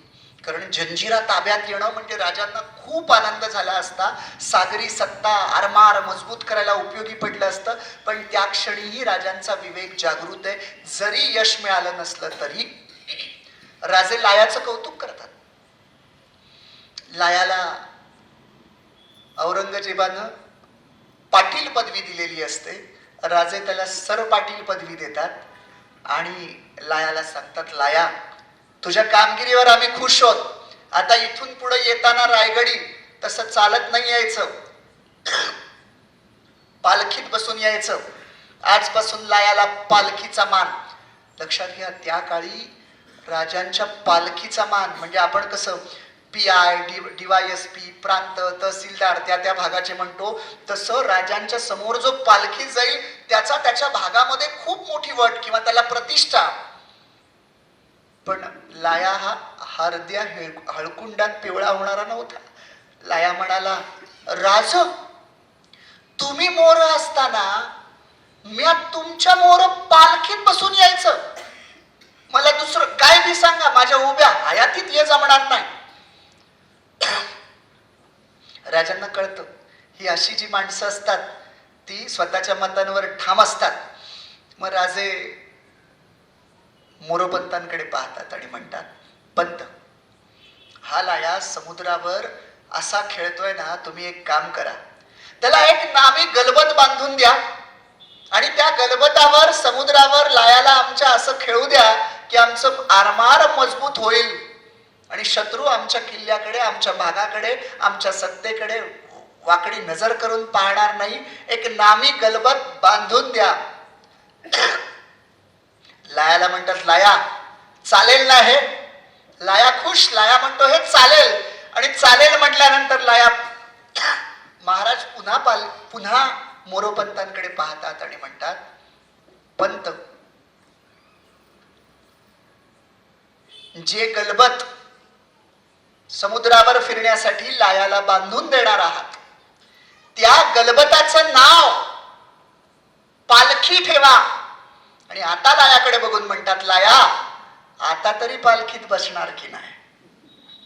जागच्या जागी लाया थरारतो. अपयशातील प्रयत्नाचं कौतुक. अशा अपयशाच्या क्षणी सुद्धा राजे त्यांच्या माणसांच्या पाठीवर अशी कौतुकाची थाप टाकत होते. ही कौतुकाची थाप जेव्हा पडते तेव्हा मला सांगा, लायाला जेव्हा दुसरी मोहीम दिली जाईल तेव्हा त्यातला जो हुरूप आहे तो मागच्या मोहिमेपेक्षाही 10 पट असेल ना. हे नेतृत्वाला करता आलं पाहिजे. मग ते नेतृत्व पालक म्हणून आपलं सुद्धा असेल, घरातलं कुटुंब प्रमुख म्हणून आपलं असू शकेल. मी जसं म्हटलं तशी ही नेतृत्व वेगवेगळी आहेत. नाहीतर आपलं बऱ्याच वेळेस काय होतं की यश मिळालं की ते फक्त मी मिळवलं आणि अपयश मिळालं की त्याची बोटं आपण पुढे दाखवायला सुरुवात करतो. पण अशा या बऱ्याच गोष्टी ज्या शिवचरित्रामध्ये आहेत ना, मला हे सांगायचंय. म्हणजे माझा गेल्या 12 वर्षापासून मला असं डोक्यातच होतं की आपण जे म्हणजे महाराजांवर आलो, आपण ताड भाषण केलं, लोकांना खूप छान वाटलं, जाम भारी वक्ते बोलले, हे सगळं झालं हो. पण मला माझ्या जीवनामध्ये काय करायचं त्यातली एक गोष्ट जरी मला 2 तासाच्या व्याख्यानानं किमान एक जरी कळलं ना, तरी माझ्या आयुष्याचं सार्थक झालं आणि शिवराय माझ्या मदतीला उभे राहिले असं होईल. म्हणून हे सांधे आता मी लक्षात ठेवा. मी याची उजळणी पण करून घेणार आहे. मी पहिलं उदाहरण तुम्हाला दिलं जीवा महालेचं की थोडंच यावं पण नामी असावं. आमच्या मुलामध्ये काय नामी आहे ते आम्हाला ओळखायचंय. अपयशातील प्रयत्नाचं कौतुक आम्हाला काय करायचंय की आम्हाला जेव्हा जेव्हा नेतृत्वाचे प्रसंग उभे राहतील तेव्हा तेव्हा माझ्या माणसाला अपयश आलं, त्यानं प्रयत्न केला होता ना याची मी खात्री करणार, तो प्रयत्नाला जागला ना याची खात्री करणार, अपयश आलं ना तरी सुद्धा त्याच्या प्रयत्नासाठी त्याच्या पाठीवर थाप टाकणार. आणि तिसरी गोष्ट, पहिलंच प्रकरण आहे पेरते व्हा. बघा, आपलं अध्यात्म आम्हाला सांगतं की जग ही कर्मभूमी आहे. आपण जे पेरतो तेच उगवतं. चांगली कर्म केली तर त्याचं फळ चांगलं मिळतं, वाईट केली तर त्याचं फळ वाईट मिळतं. आमची गीता ज्ञानेश्वरी, मी याच्यात हेच लिहिलं की गीता ज्ञानेश्वरी हेच सांगते. आम्ही मान्य करतो, आम्हाला ते पटतं, संतांची वचनं आम्हाला आवडतात, पण आम्हाला असं वाटतं की या सगळ्या गोष्टी सत्य आहेत असं आम्ही मानतो, पण प्रत्यक्षात जीवन जगताना जेव्हा आम्हाला ऐहिक सुख हवी असतात तेव्हा मात्र या गोष्टी आम्ही सोयीस्करपणे दुर्लक्ष करतो. आम्हाला असं अविश्वास वाटायला लागतो की चांगलं केलं तर चांगलं घडेलच का, वाईट केलं तर वाईटच त्याची फळं मिळतील का, यावर आमचा विश्वास नाही बसत का, तर आम्ही आजूबाजूला वेगवेगळ्या गोष्टी पाहतो. मग पुन्हा उत्तर असं आहे की शिवचरित्रामध्ये असं कोणतं उदाहरण आहे का की जे शिवचरित्र आम्हाला सांगेल हो चांगलं केलं तर त्याचं फळ आणि चांगलं मिळतच, अगदी मृत्यूनंतरही मिळतं. आहे एक उदाहरण, तुम्हाला ते उदाहरण सांगतो. राजे, मगाशी मी सुरतेचा ओझरता उल्लेख केला, पण त्या उदाहरणाच्या आतमध्ये शिरतो. राजांनी सुरतेवर छापा टाकला. मी छापा शब्द जाणीवपूर्वक वापरतोय. सुरतेची लूट मी म्हणत नाही, लूट अशासाठी मी म्हणत नाहीये, कारण लक्षात घ्या, मराठी मुलखावर शास्ता खान 3 वर्ष राहिला इथे. त्यानं मराठी मुलखाची जी हानी केली आहे त्यावेळेस अशा कोणत्या आंतरराष्ट्रीय संघटना नव्हत्या, न्यायालय नव्हती की जिथे जाऊन आम्ही दाद मागावी की आमच्या भागाचं एवढं नुकसान झालंय ते भरून द्या. त्यावेळेस एकच मार्ग होता की तुमच्या भागाचं नुकसान ज्यानं केलंय त्याच्या भागात जाऊन ती वसुली करा, तरच तुम्हाला ते मिळेल, कारण दुसरा लोकशाहीचा असलेला कोणताही मार्ग अस्तित्वात नव्हता. आणि सुरत हे जागतिक बंदर होतं, तिथला महसूल औरंगजेबाकडे जायचा, त्यामुळे बरोबर नाक दाबलं की तोंड उघडतं. तसं करायचं असेल तर सुरतेवर छापा टाकणं गरजेचं आहे, आणि याच्यासाठी शिवरायांनी सुरतेवर छापा टाकला होता. पण सामान्य जनतेला त्याचा त्रास व्हायला नको, त्यामुळे राजे असं नव्हतं की डायरेक्ट जाऊन छापा टाकला. आधी राजांची माणसं जाऊन सांगितलं जात असतात. राजांच्या बहिर्जी नायकांनी तर यादी काढली होती, बहिर्जी बोरा, हाजी कासम, हाजी सय्यद बेग, हे जे धनाढ्य झालेले व्यापारी आहेत की ज्यांनी वेगळ्या पद्धतीनं संपत्ती तयार केलेली आहे, संपत्ती जमवलेली आहे, धनसंचय केलेला आहे, त्यांनी त्याच्यातली थोडी काही टक्के आम्ही द्यावी आम्हाला, की ज्या रकमेचा सदुपयोग आम्ही आमच्या जनतेसाठी करणार आहोत. आणि आम्ही हे तुमच्याकडे का मागतोय, कारण तुम्ही ज्यांच्या सत्तेच्या खाली येताय त्यांनीच आमची लूट केलेली आहे. असे निरोप जातात, पण कुणीही धनाढ्य व्यापारी राजांना भेटायलाही येत नाही. मग नाईलाजानं सुरतेवर आक्रमण करावं लागतं. मग सुरतेची अवस्था अशी झालेली आहे की कुठे आगी लागतात, कुठे आरडाओरड चालू आहे, घोड्यांच्या टापांचा आवाज येतोय, धुराच्या लाट लोट उठतात, असं सगळं चालू असताना रात्री जणू दिवाळी अवतरली अशी सुरतेची अवस्था झालेली आहे. सुरत बदसुरत व्हायला सुरुवात झाली आहे. आणि अशा वेळेस सुरतेतल्या एका घरामध्ये एक स्त्री तिच्या लहान मुलासह आहे. करता पुरुष म्हणजे त्या स्त्रीच्या पतीचं काही दिवसांपूर्वी निधन झालेलं आहे. त्या घरामध्ये ती स्त्री एकटीच आहे, तिचं छोटं मूल आहे. तिला माहिती आहे हे सगळं मराठ्यांचा राजा आलाय आणि ही सगळी लुटालूट चालली आहे. अतिशय देखणी स्त्री आहे. तिला कल्पना आहे की लूट तर होणार आहे, पण आपल्या अब्रूला हात घातलं तर काय करावं. तिने स्वतःची सगळी तयारी केली, दरवाजा लावून ठेवलाय, स्वतःकडे एक शस्त्रही ठेवलंय की जर स्वतःच्या आत्मप्रतिष्ठेशी आणि अब्रूचा प्रश्न निर्माण झाला तर स्वतःला संपवायचं असंही तिने ठरवलंय. आणि तेवढ्यांच्या टापांचा आवाज येतो आणि तिच्या घराला गराडा पडतो. ती खिडकीतनं बघतीये की घराला गराडा पडलाय. ती थरथर कापायला लागली आणि तिला कळतंय की आता काहीतरी घडणार आहे. काही वेळ जातोय, काहीच घडत नाहीये. पुन्हा ती त्या खिडकीतनं पाहते, खाली घोड्यांचा गराडा तसाच आहे. पुन्हा काही वेळ निघून जातोय, रात्र सरत चालली, बाकी सगळीकडे लुटालूट चालली, सगळीकडे धूर निघतात, घोड्यांच्या टापांचा आवाज आहे. फक्त एवढ्याच घराभोवती गराडा पडलाय, पण सगळे सैनिक घोडे शांत आहेत. रात्र सरून जाते आणि पहाटे उजाडायच्या वेळेस दरवाजावर टकटक केलं जातं. रात्रभर ती जागीच असते. ती त्याच भीतीनं आणि त्याच तयारीनं दरवाजा उघडते. समोर असं मुंडासं बांधलेलं असे धिप्पाड आमचे प्रतापराव गुजर असतात आणि प्रतापराव गुजर म्हणतात, बाई म्या प्रतापराव गुजर. राजांनी सांगितलं होतं की रातभर या घराचं रक्षण करायचंय, या घराच्या एका इटेला बी धक्का लागता कामा नये. उजाडलं की या, आता उजाडलंय, रातभर आपल्या घराचं रक्षण झालंय, आम्ही आता येतो माय. त्या बाईला कळे ना की आपल्या घराचं रक्षण का, ती विचारते भोळे बाबडेपणानं. एवढ्या सगळ्या घरांमध्ये हे सगळं चालू असताना माझंच घर का सुरक्षित राहिलं? तेव्हा प्रतापराव म्हणतात, बाई त्या आमासनी काय बी माहित नाही. आम्ही आमच्या राजांना का कशासाठी असले प्रश्न विचारत नाही. ते जेवढं सांगतात तेवढं आम्ही ऐकतो. तुम्हाला जर विचारायचं असेल तर तुम्ही आमच्या राजांकडे या आणि बाकी तुम्ही विचारा. हिला उत्सुकता असते. ही मुलाला घेऊन राजांकडे येते आणि राजांना विचारते की एवढ्या सगळ्यामध्ये माझंच घर सुरक्षित का राहिलं? तेव्हा राजे सांगतात, तुमचे पती मोहनदास पारेख जेव्हा जिवंत होते तेव्हा त्यांनी दानधर्म करताना, गोरगरिबांना मदत करताना जात पाहिली नाही, धर्म पाहिला नाही, पंथ पाहिला नाही, सडळ हातानं आणि मोठ्या मनानं गोरगरिबांना मदत केली आहे. मग अशा पुण्यवान माणसाच्या घराचं रक्षण आम्ही करायचं नाही तर दुसरं कोणी करायचं? त्या स्त्रीच्या डोळ्यात आसव असतात. अरे शत्रू मुलखातला आलेला राजा, की ज्या राजाला म्हणजे ज्या पत्नीला आपल्या पतीनं काय काय केलंय इतकं इत्तेंभूत माहित नसेल, एवढं आमच्या बहिर्जी नायकांकडनं राजांना कळलंय आणि राजे सांगतात. ती स्त्री नतमस्तक होते. मंडळी, त्या स्त्रीचं घर वाचलं चांगल्या कर्माच्या ताकदीवरच ना.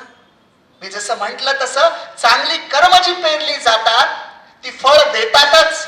भले मोहनदास पारेखांनी पेरलेली जी चांगली कर्म आहेत ती फळाला आली, त्यांच्या मृत्यूनंतर त्याचं फळ त्यांच्या कुटुंबाला मिळालं. त्या कुटुंबानं मोहनदास पारेखांसाठी काहीतरी केलं असेलच की.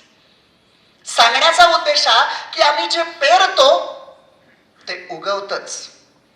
फक्त कर्मभूमीमध्ये आम्ही जे पेरलंय ते उगवण्यासाठी 1 मिनिट लागेल, 1 तास लागेल, 1 दिवस लागेल, 1 महिना, 1 वर्ष, का पुढचा जन्म, त्याचा पुढचा जन्म, याचं निश्चित उत्तर नसलं तरी कर्म आम्हाला फळ देतात. चांगल्याचं चांगलं आणि वाईटाचं वाईट हा आध्यात्मिक सिद्धांत भोळा भाबडा नाहीये, यावर विचार करायला हवा. आम्हाला धर्माकडे, आम्हाला अध्यात्माकडे या वेगळ्या अंगानं बघायला हवं. आणि राजा म्हणून आम्ही जेव्हा काम करतो ना तेव्हा आम्हाला काय हो बघा, म्हणजे मला आश्चर्य याचं वाटतं की 350 वर्षापूर्वी आम्हाला जे कळलं आमच्या राजांना ते आम्हाला आत्ताच्या राज्यकर्त्यांना आणि आम्हाला कळू नये. आम्ही आमच्या श्रद्धा, आमचे धर्म एकमेकांचे रक्तपात करण्यासाठी वापरतो. म्हणजे आजवर जगामध्ये धर्माच्या नावाखाली जितका रक्तपात झाला तेवढा रक्तपात इतर कुठल्याही नावाखाली झाला नाही.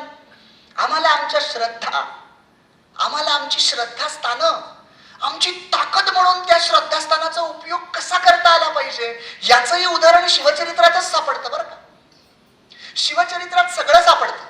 शिवचरित्र सापडतं, विज्ञान सापडतं, अध्यात्म सापडतं, श्रद्धा सापडते, श्रद्धेचा डोळसपणा सापडतो. आता आपण या वातावरणात आहोत म्हणून शिवरायांची श्रद्धा स्वराज्यावर होती, शिवरायांची श्रद्धा माणसांवर होती, शिवरायांची श्रद्धा मूर्तीवर तर होतीच, देवावर तर होतीच, पण माणसातल्या देवावर जास्त होती. श्रद्धांचे वापर कसे करायचे असतात बघा. त्याचं एक उदाहरण मला मुद्दाम सांगायचंय की श्रद्धांचे वापर आम्ही जर या योजकतेने केले तर त्यात श्रद्धा आणि तोच धर्म आमच्यासाठी किती ताकद देतो.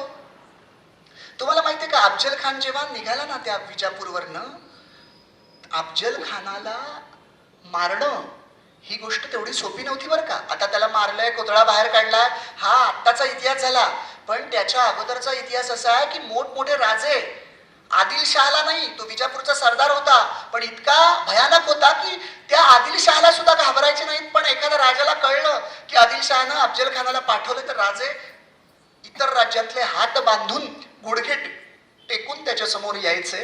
इतका तो धूर्त होता, कपटी होता, योजक होता, हे सगळं होतं. तो मूर्ख नव्हता.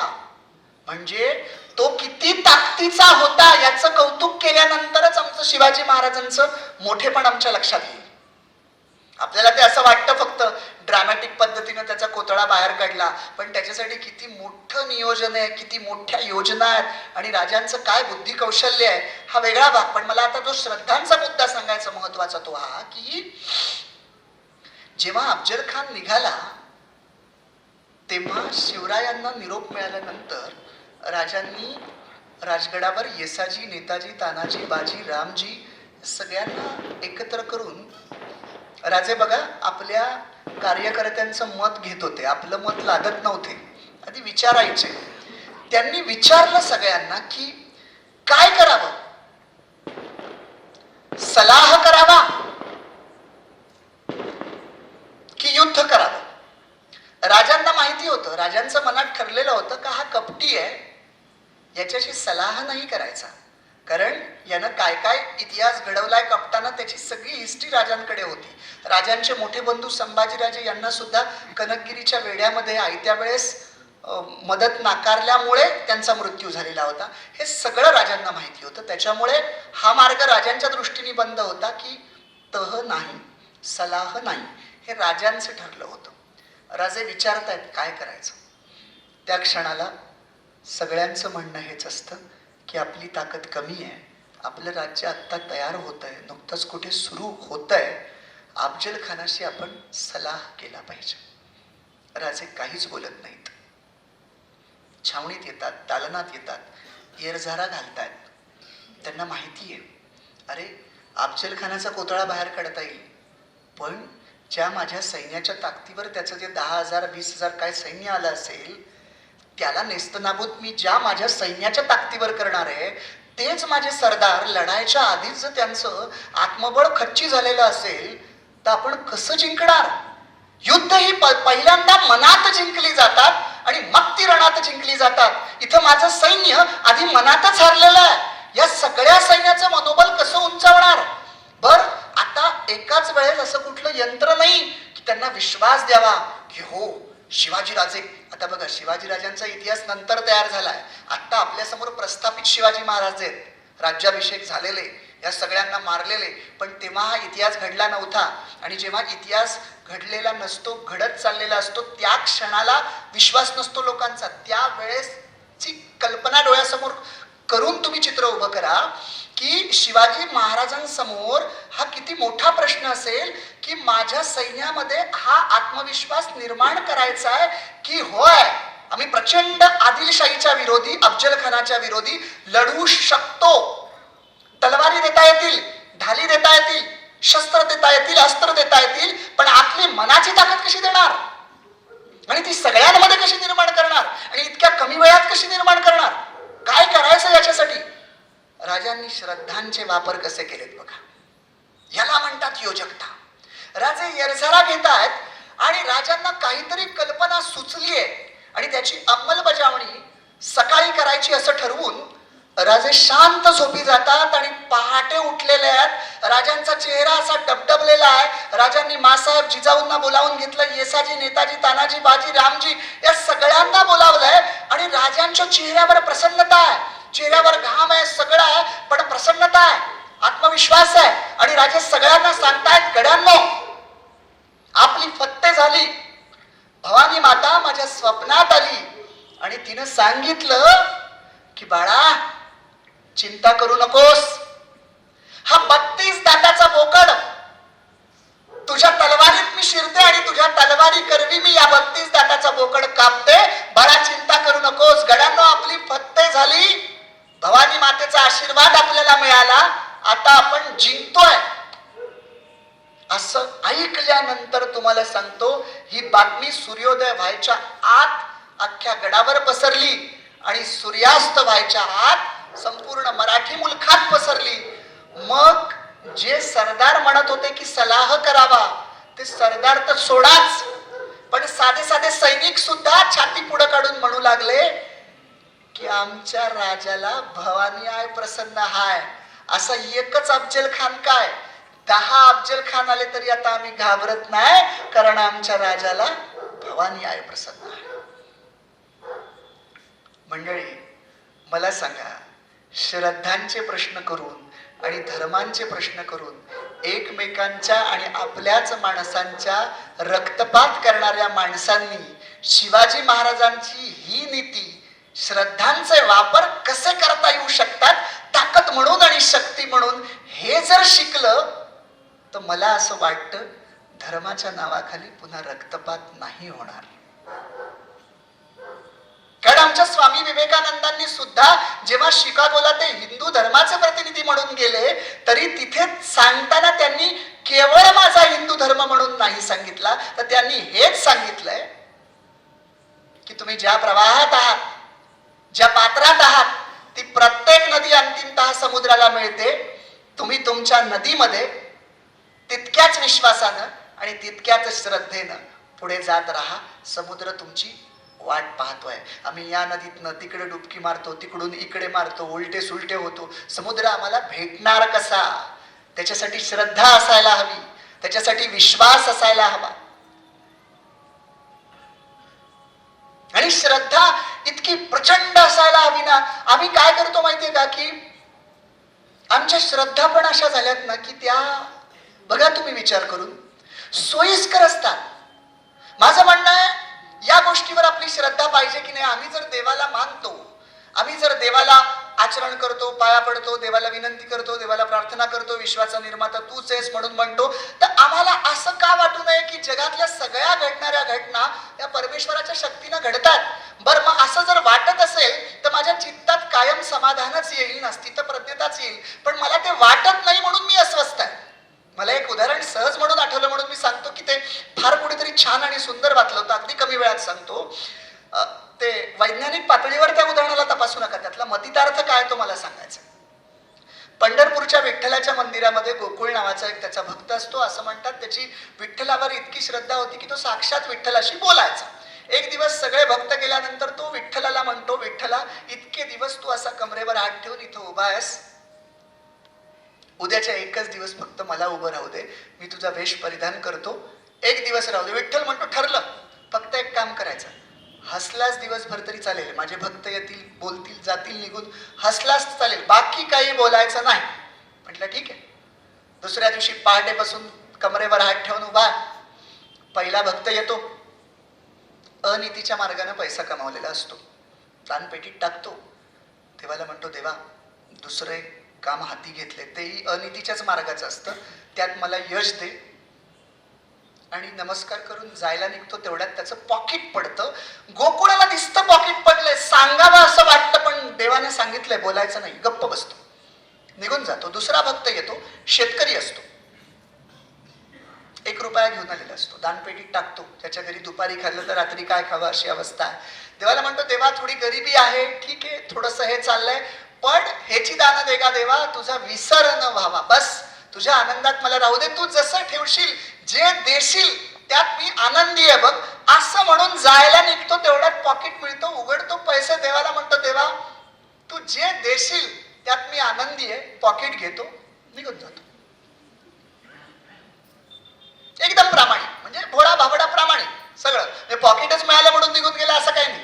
तिथं दुसरं जरी तो पडला असता, त्याच्या डोक्याला लागलं असतं याला, तरी म्हटलं असं, देवा, तशी तुझी इच्छा. तिसरा एक नावाडी येतो, देवाला प्रार्थना करतो की देवा, 2 दिवस समुद्रावर चाललोय, माझे वृद्ध माता पिता आहेत, त्यांचं तू रक्षण कर, माझा जीव सुरक्षित ठेव. नमस्कार करून जायला निघणार, तेवढ्यात पहिला भक्त येतो की ज्याचं पॉकेट पडलेलं असतं, पोलिसांना घेऊनच आलेला असतो. पोलीस याला विचारतात, पॉकेट सापडलं का? हा म्हणतो, नाही सापडलं. पहिला भक्त म्हणतो, नाही नाही, एवढ्या सकाळी इथं कोण येणार आहे, यानंच घेतलं असेल. म्हणून पोलीस त्याला घरून जायला निघतात. तो नावाडी देवाला म्हणतो, देवा, तुझ्या दारात काय चाललंय, चोर सोडून संन्याशाला फाशी. आता मात्र गोकुळाला राहावे ना. गोकुळ देवाची आज्ञा बाजूला ठेवतो आणि बोलायला लागतो, ओ, यांनी नाही पॉकेट घेतलं. पॉकेट घेणारा मधला भक्त निघून गेला. दिवसभर मग बाकी भक्त येत राहतात, हे सगळं होतं. रात्री पुन्हा विठ्ठल आणि गोकुळ आहे. गोकुळ देवाला म्हणतो, देवा, काय काय रे तुझे भक्त, तू कसा इतकी वर्ष इथं, कमरेवर हात ठेवून उभा आहेस. देव म्हणतो पण तू काही बोलला नाहीस ना. अरे बोलला नाही म्हणजे काय? त्या चोर सोडून संन्याशाला फाशी, मला बोलावं लागलं. देव म्हणतो बघ, मी तुला म्हटलं होतं बोलू नकोस. बघा, तुम्हा माणसांचा देवावर विश्वास नाही. तुला काय वाटतं गोकुळा, ते सगळं घडत होतं का? ते मीच घडवत होतो. तू आठवून बघ, मी पॉकेट कोणाचं पाडलं? ज्यानं अनितीनं पैसा कमवलाय तो माझा भक्त आहे. त्याच्या पदरात मला पुण्य पाडायचं होतं आणि त्याच्याकडनं चांगलं कामही करून घ्यायचं होतं. त्याचं पॉकेट पाडलं. कुणाला मिळवून दिलं? जो माझा खरा भक्त आहे, गरीब आहे, त्याला पॉकेट मिळालं. त्यातले काही पैसे त्यानं स्वतःला ठेवले आणि बाकीचा दानधर्म केला. गोकुळ म्हणतो त्या दोघांबद्दल मला काही तक्रार नाही. तिसऱ्याचं काय? त्या नावाड्याला तुरुंगात कशासाठी?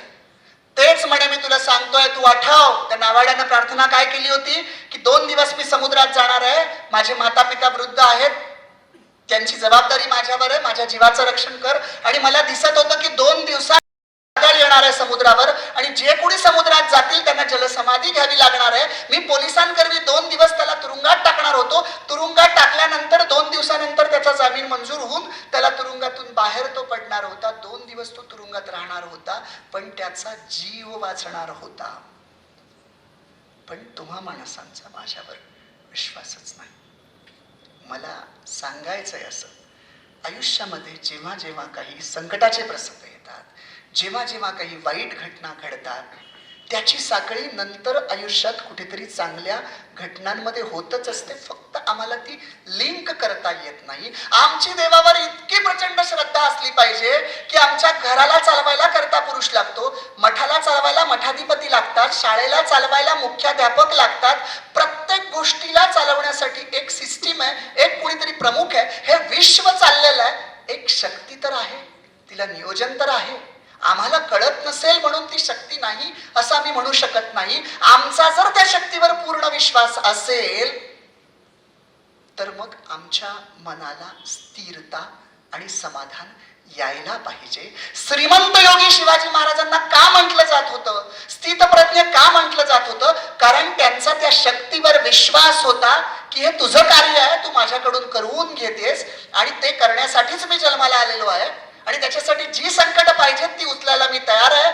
त्याच्यासाठी जी संकट माझ्या समोर उभी राहतील ती सुद्धा झेलायला मी तयार आहे. कारण तू हे माझ्याकडून करून घेत आहे, मी करत नाहीये. जेव्हा मी करतोय असं मी म्हणतो तेव्हा यशाचं आणि अपयशाचं धनी आपला व्हावं लागतं. यशाचं धनी झालं तर आपण अहंकारानं फुगतो आणि अपयशाचं धनी झालं तर आपलं मानसिक खच्चीकरण होतं. कारण आपण स्वतःला दोष देतो. माझ्या प्रयत्नांना अपयश आलं म्हणजे मी कमी पडलो, मला यश मिळालं म्हणजे मी हवेत जायला लागतो. पण हेच परमेश्वरावर सोपवलं तर मिळालेलं यशही परमेश्वराच्याच चरणाशी स्वाधीन आणि मिळालेलं अपयशही स्वाधीन.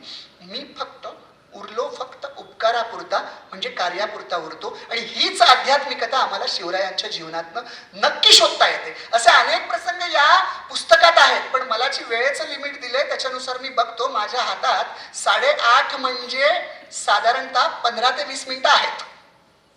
मला तुम्हाला याच्यातलं अजून एक चांगलं उदाहरण सांगायचंय. आपण पोलीस कार्यालयामध्ये गेल्यानंतर सदरक्षणाय खलदिग्रहणाय असं एक पोलिसांचं ब्रीद वाक्य वाचलं असेल, ऐकलं असेल. ते सदरक्षणाय आणि खलदिग्रहणाय काय आहे हे मला शिवरायांच्या जीवनात सापडलं आणि त्याचाही मी जाणीवपूर्वक उल्लेख केलाय की आमच्याकडे उंबरखिंड आहे बरं का, खालापूर तालुक्यात. म्हणजे शास्ता खान जेव्हा आला तेव्हा त्यानं कोकणात त्यांचा पहिला सरदार पाठवला होता, कहार तलब खान. कहार तलब खान आणि त्याला उंबरखिंडीत राजांनी अडवलंय. तर उंबरखिंडीचा विजय मिळाल्यानंतर नेताजींना तिथे ठेवतात आणि राजे कोकणच्या दौऱ्यावर जातात, राजापूर या भागामध्ये. त्याच्या पूर्वीचा अगोदरचा थोडक्यात इतिहास सांगतो. अगदी मी कमी वेळात आवरेला, म्हणजे अगदी 20 मिनिटं बोललो तरी 20 मिनिटापर्यंत येणार नाही, कारण तुम्हाला काही जणांना पाय आणि या गोष्टी असल्या. अगदी कमी वेळात मी हे करतोय, पण मला जे महत्वाचं सांगायचंय, जे मी डोक्यात ठरवून आलोय, कारण ज्या शेवटच्या मी 2 गोष्टी सांगणार आहे त्या आता सगळ्यात महत्वाच्या आहेत, त्यामुळे अगदी कमी वेळात इकडे येण्याचा प्रयत्न करतोय. तर राजापुरात राजे गेलेत. त्याच्या अगोदर पन्हाळ्याची सुटका आहे बरं का, शास्ता खान येण्याची अगोदर. आणि पन्हाळ्यात काय घडलंय, जो इंग्रज आहेत ना, हेनरी रेविंग्टन राजापूरचा आणि ते सगळे, यांनी राजांशी केलेला मैत्री करार धुडकावून लावलाय आणि तोफगोळे आणि तोफा यांची मदत कोणाला केली आहे? सिद्दी जोहरला केली. बरं, नुसती मदत गुपचूप केली असं पण नाही, स्वतः आलेत पन्हाळ्याच्या पायथ्याशी आणि स्वतःचं युनियन जॅक फडकून तोफगोळ्यांचा मारा कसा करायचा, तोफा कशा चालवायच्या हे देखील दाखवतात. राजे वर्ण पाहतात की काय ही जमात आहे इंग्रजांची. राजांच्या डोक्यात तो राग आहे. आणि नंतर राजे निसटलेत, शास्ता खान हे सगळं उंबरखिंड होऊन राजे राजापुरात गेलेत. राजापुरामध्ये वेगवेगळे धनाढ्य व्यापारी राजांना भेटायला आलेत. हा हेनरी रेविंग्टन न बोलावता सुद्धा राजांना भेटायला आलाय आणि त्याला पाहिल्याबरोबर, इंग्रजांना पाहिल्याबरोबर राजांची तळपायाची आग मस्तकात जाते. कारण राजांना कळतं की माफ कोणाला करावं, आता यांना माफी नाही. त्यांना त्याच ठिकाणी गिरफ्तार केलं जातं आणि राजापूरची वखार कुदळ लावून मराठ्यांना खणून काढायला सांगितली जाते. हे एकीकडे घडत असताना त्याच ठिकाणी राजांचा आदेश जातोय, एका व्यक्तीला राजापुरातून तिथे बोलावलेलं आहे. ती व्यक्ती, तिची आई तिथे आलेत. ते घाबरलेले आहेत. आई सांगतीये की आमच्याकडे देण्यासाठी काहीच नाहीये. याच्या वडिलांना सिद्ध्यानं गुलाम बनवून पोत्यात टाकून समुद्रात फेकून दिलं. आम्हाला आणि याच्या 3 भावंडांना असं मस्कतला चालवलं होतं गुलाम बनवून, पण तिथल्या त्या माणसांना आमची दया आली म्हणून आम्हाला राजापुरात सोडलं. तिथं माझ्या भावानं ओळख न दाखवता आम्हाला विकत घेतलं. त्यावेळेसची ती पद्धत होती. विकत घेतलं म्हणून आमचा जीव वाचला, आमच्यावर दया करा. राजे म्हणतात, घाबरू नका, मी तुम्हाला कशासाठी बोलावलंय? तुमच्या मुलानं मला पत्र लिहिलं होतं आणि त्या पत्रातलं तुमच्या मुलाचं अक्षर इतकं सुंदर आहे की अशा सुंदर हस्ताक्षराची आमच्या स्वराज्याला गरज आहे. तुम्ही आमच्या राजगडी सगळे येणार का? त्या बाईंना काही कळेना. एकदा ज्या अपेक्षेनं ते आलेल्या असतात आणि हे खाडकन एकदम बदलल्यासारखं सगळं झालं. मग ते येतात राजगडी आणि तो मुलगा म्हणजे राजांच्या स्वराज्यातली हजारो पत्र लिहिणारा सुंदर हस्ताक्षरातले बाळाजी अवजी चिटणीस. एकाच भेटीत राजापुरात या 2 गोष्टी झाल्यात. काय? सदरक्षणाय खलनिग्रहणाय. खलनिग्रहणाय काय? की जे इंग्रज आहेत ते खलत्व आहे. हे खलत्व आता दयामाया करून संपणार नाहीये, तिचं निर्दालनच केलं पाहिजे. ते निर्दालनही तिथे आहे. आणि सदरक्षणाय म्हणजे सज्जनांचं, सद्गुणांचं रक्षण केलं पाहिजे. ते त्या हस्ताक्षरात दिसलं होतं. ते सदरक्षणाय आहे. हे एखाद्या शिक्षकाला सुद्धा वर्गामध्ये वापरता येईल. जी उन्हाळ पोरं आहेत, खलनिग्रहण आहेत, त्यांना तेवढ्या पुरतं थोडंसं दटावून त्यांचं खलत्व घालवलं पाहिजे आणि जे चांगले आहेत त्यांनाही करता आलं पाहिजे. समाजात पोलिसांचं ब्रीदवाक्य असलेलं हे वाक्य सगळेजण त्या पद्धतीनं वापरतील तेव्हा मला सांगा का चांगलं राज्य निर्माण होणार नाही? बरं, हे समाजासाठीच वापरावं असं नाही बरं का. आपलं मन सुद्धा, आपल्या मनाला सुद्धा खलत्वाच्या विचारांचं निग्रहणाय करता आलं पाहिजे आणि चांगल्या आणि सदविचारांचं रक्षण करता आलं पाहिजे. कारण हे युद्ध उलट सर्वात मोठं आहे. उलट समाजामध्ये जाऊन एखाद्या चांगल्या माणसाचं रक्षण करणं आणि वाईट माणसाचं निर्दालन करणं ही सोपी गोष्ट आहे. पण स्वतःच्या मनाच्या आतमध्ये राम पण दडलाय आणि रावण पण दडलेला आहे. रावण कधी डोकं काढेल बाहेर हे सांगताही येत नाही. अशा वेळेस त्या सदरक्षणाय आणि खलनिग्रहणाय करणं हे अवघड आहे आणि त्याच्यासाठी आम्हाला सतत सावध राहावं लागेल. कारण मन ही तितकी सोपी गोष्ट नाहीये ना. कारण बहिणाई आमच्या म्हणतात बघा की मन किती चंचल आहे, की मन वडाय वडाय उभ्या पिकातलं ढोर, किती हाकला हाकला फिर येत पिकावर, मन मोकाट मोकाट त्याला ठाई ठाई वाटा, जशा वाऱ्यानं चालल्या पाण्यावरल्या रे लाटा. मन लहरी लहरी त्याले हाती धरे कोण, उंडारल जसं वारा वाहदन, मन जहरी जहरी त्याचं न्यार रे तंतर, अरे इचू साप बरा त्याले उतारे मंतर, मन चप्पय चप्पय त्याले नाही जरा धीर, थटी वैसनी इज आलं आलं आलं धरतीवर, मन पाखरू पाखरू काय सांगू त्याची मात, आता वत भुईवर गेलं गेलं गेलं आभायात, मन एवढ एवढ जसा खाकसाचा दाना, मन केवढ केवढ आभायात भीमायना, देवा असं कसं दिलं मन, असं नाही दुनियात, असा कसा रे तू योगी काय तुझी करा मत, देवा असं कसं मन, असं कसं रे घडलं, कुठे जागेपणी तुले असं सपन पडलं, असं सपन पडलं. मंडळी, मला असं वाटतं या चांगल्या विचारांचं आपण सदरक्षण केलं पाहिजे आणि वाईट विचारांचं निग्रहण केलं पाहिजे. शिवचरित्रातनं आम्हाला हे शिकता आलं पाहिजे. मी आता शेवटाकडे येणार आहे. मला माझी अशी विनंती आहे की माझं अख्खं व्याख्यान विसरलात तरी चालेल, पण आता शेवटी ज्या 2 गोष्टी मी सांगणार आहे त्या मात्र तुम्ही आयुष्यात कृती करावी अशी मला इच्छा आहे. या 2 गोष्टी सांगितल्यानंतर मी काहीच बोलणार नाही, कारण मला असं वाटतं त्या गोष्टी तुम्ही डोक्यात घेऊन जाणार. त्याच्यामुळे आभार आणि पुस्तकाविषयी अगदी थोडक्यात आधी सांगून घेतो आणि मग त्या शेवटच्या 2 गोष्टी सांगतो. श्री ज्ञानदेव मानवता मंदिर आणि समोर हे आहे आणि इतक्या छान वातावरणात जवळजवळ 2 तास व्हायला आलेत बरं का, आणि इतक्या छान पद्धतीनं तुम्ही तल्लीन होऊन ऐकताय, हे माझ्यासाठी खूपच छान आहे. महाराज, ही माझी ताकद नाहीये, आपण इथे जे सात्विक वातावरण तयार केलेलं आहे, यांच्या या सगळ्या मनांमध्ये ही जी सात्विकता आहे, या सगळ्याची ही ताकद आहे.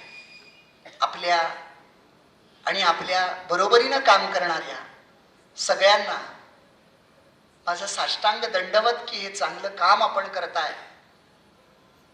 मी आज तुमच्याशी जे जोडलो गेलो होते आमचे विश्वजितजी वाबळे की यांनी बारामतीमध्ये परिवर्तन व्याख्यानमालेमध्ये गदिमा सभागृहात त्यांनी व्याख्यान ऐकलं होतं आणि त्यांना वाटलं की इथे व्हायला पाहिजे. मी त्यांचाही आभारी आहे. इथे आल्यापासून अत्यंतिक नम्रतेनं तुम्ही सगळी मंडळी तुमच्या तुमच्या क्षेत्रामध्ये मोठी आहात, नेतृत्वच आहात, तरी सुद्धा इतक्या लीनतेने आणि इतक्या भावुकतेने आणि श्रद्धेने आपण इथे वावरताय. याच माणसांमुळे समाज टिकू नये बरं का. इतकी दलदल माजलेली असताना सुद्धा तुमच्या त्या भावुकतेला आणि तुमच्या त्या नम्रतेलाही माझा सलाम. काहीतरी पुण्य भाग्य, मला कायम असं वाटतं की हेच काहीतरी असं असावं की अशा वातावरणात बोलायला मिळावं आणि असा सहवास लाभणं हे ठरवून होत नाही, हे प्रयत्नानं होत नाही, याला भाग्य लागतं आणि ते भाग्य परमेश्वरानं माझ्या वाट्याला दिलं, त्याबद्दल परमेश्वराचेही आभार. आपण कधी माझ्या गावाला आलात, माझं गाव रायगड जिल्ह्यात खालापूर तालुक्यात चौकजवळ हातनोली म्हणून माझं गाव आहे, त्या भागात कधीही आलात तर मला फोन करा. मी नंबर सांगून ठेवतो, 9822 650 280. 9822 तर कॉमन आहे, पुढचा 650 280 हा लक्षात राहण्यासारखा आहे. यूट्यूबला माझ्या काही वेगवेगळ्या विषयांवरच्या व्याख्यानाच्या क्लिप्स आहेत. अगदी जगणं सुंदर आहे, करिअर मार्गदर्शन, शिवाजी महाराज, संभाजी महाराज, सगळं ऐकता येईल तुम्हाला. माझा भाऊही मला या कार्यात मदत करतोय, त्याचंही मला कौतुक आहे. कारण आज भावाभावांमध्ये पटत नाही असं असताना सुद्धा दादाचं कार्य, दादा जे काम करतोय त्याच्यात आपण मदत केली पाहिजे असं वाटणं ही सुद्धा मोठी गोष्ट आहे. शेवटाकडे येताना अगदी कमी वेळात फक्त सांगतो, हे जय शिवराय म्हणून पुस्तक आहे आणि हे गुड मॉर्निंग नावाचं पुस्तक आहे. मला असं वाटतं मुलाला एखादा ड्रेस कमी शिवला वर्षात तर चालेल, पण त्याच्या हातात पुस्तक जाऊ द्या, त्याचं मस्तक सुधारेल. माझंच घ्या असं नाही, पण ते पुस्तक जाऊ द्या. उलट मी तर असं केलं आहे की याची किंमत 290 आहे, पण आपण सवलतीच्या दरात 250 रुपये, तुमच्याकडे तर संग्रही राहू द्याच, पण भेट म्हणून देण्यासाठी हे उपयोगी पडावं. याच्यासाठी मी असं केलं आहे की हे 2 पुस्तकं घेतल्या स्वतःसाठी आणि एक भेट म्हणून देण्यासाठी, असं 500 रुपयात होत आहे ते घेतल्यास हे पुस्तक त्याच्यावर फ्री आहे, मोफत आहे. उद्देश हाच की जास्त लोकांपर्यंत हे विचार पोहोचावे. माझा भाऊ इथे समोर मी जो हात दाखवलाय तिथे आहे. तुम्ही नक्की या गोष्टीचा घ्या.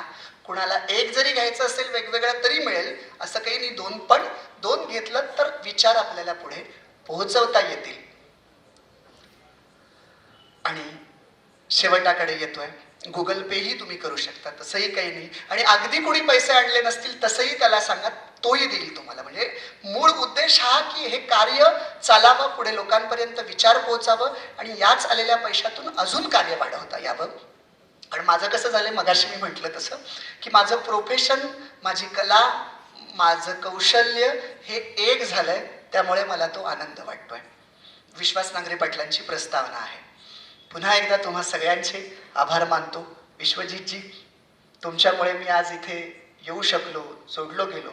आणि महाराजांना मी मगाशी पाहिल्यानंतर आधी माझ्यासमोर महाराज म्हणजे वेगळी अशी आकृती होती, पण त्या सगळ्याला वेगळं करत महाराज म्हणजे काय हे इथे बसलेल्या मला माणसांतून महाराजांचं कार्य कळतंय.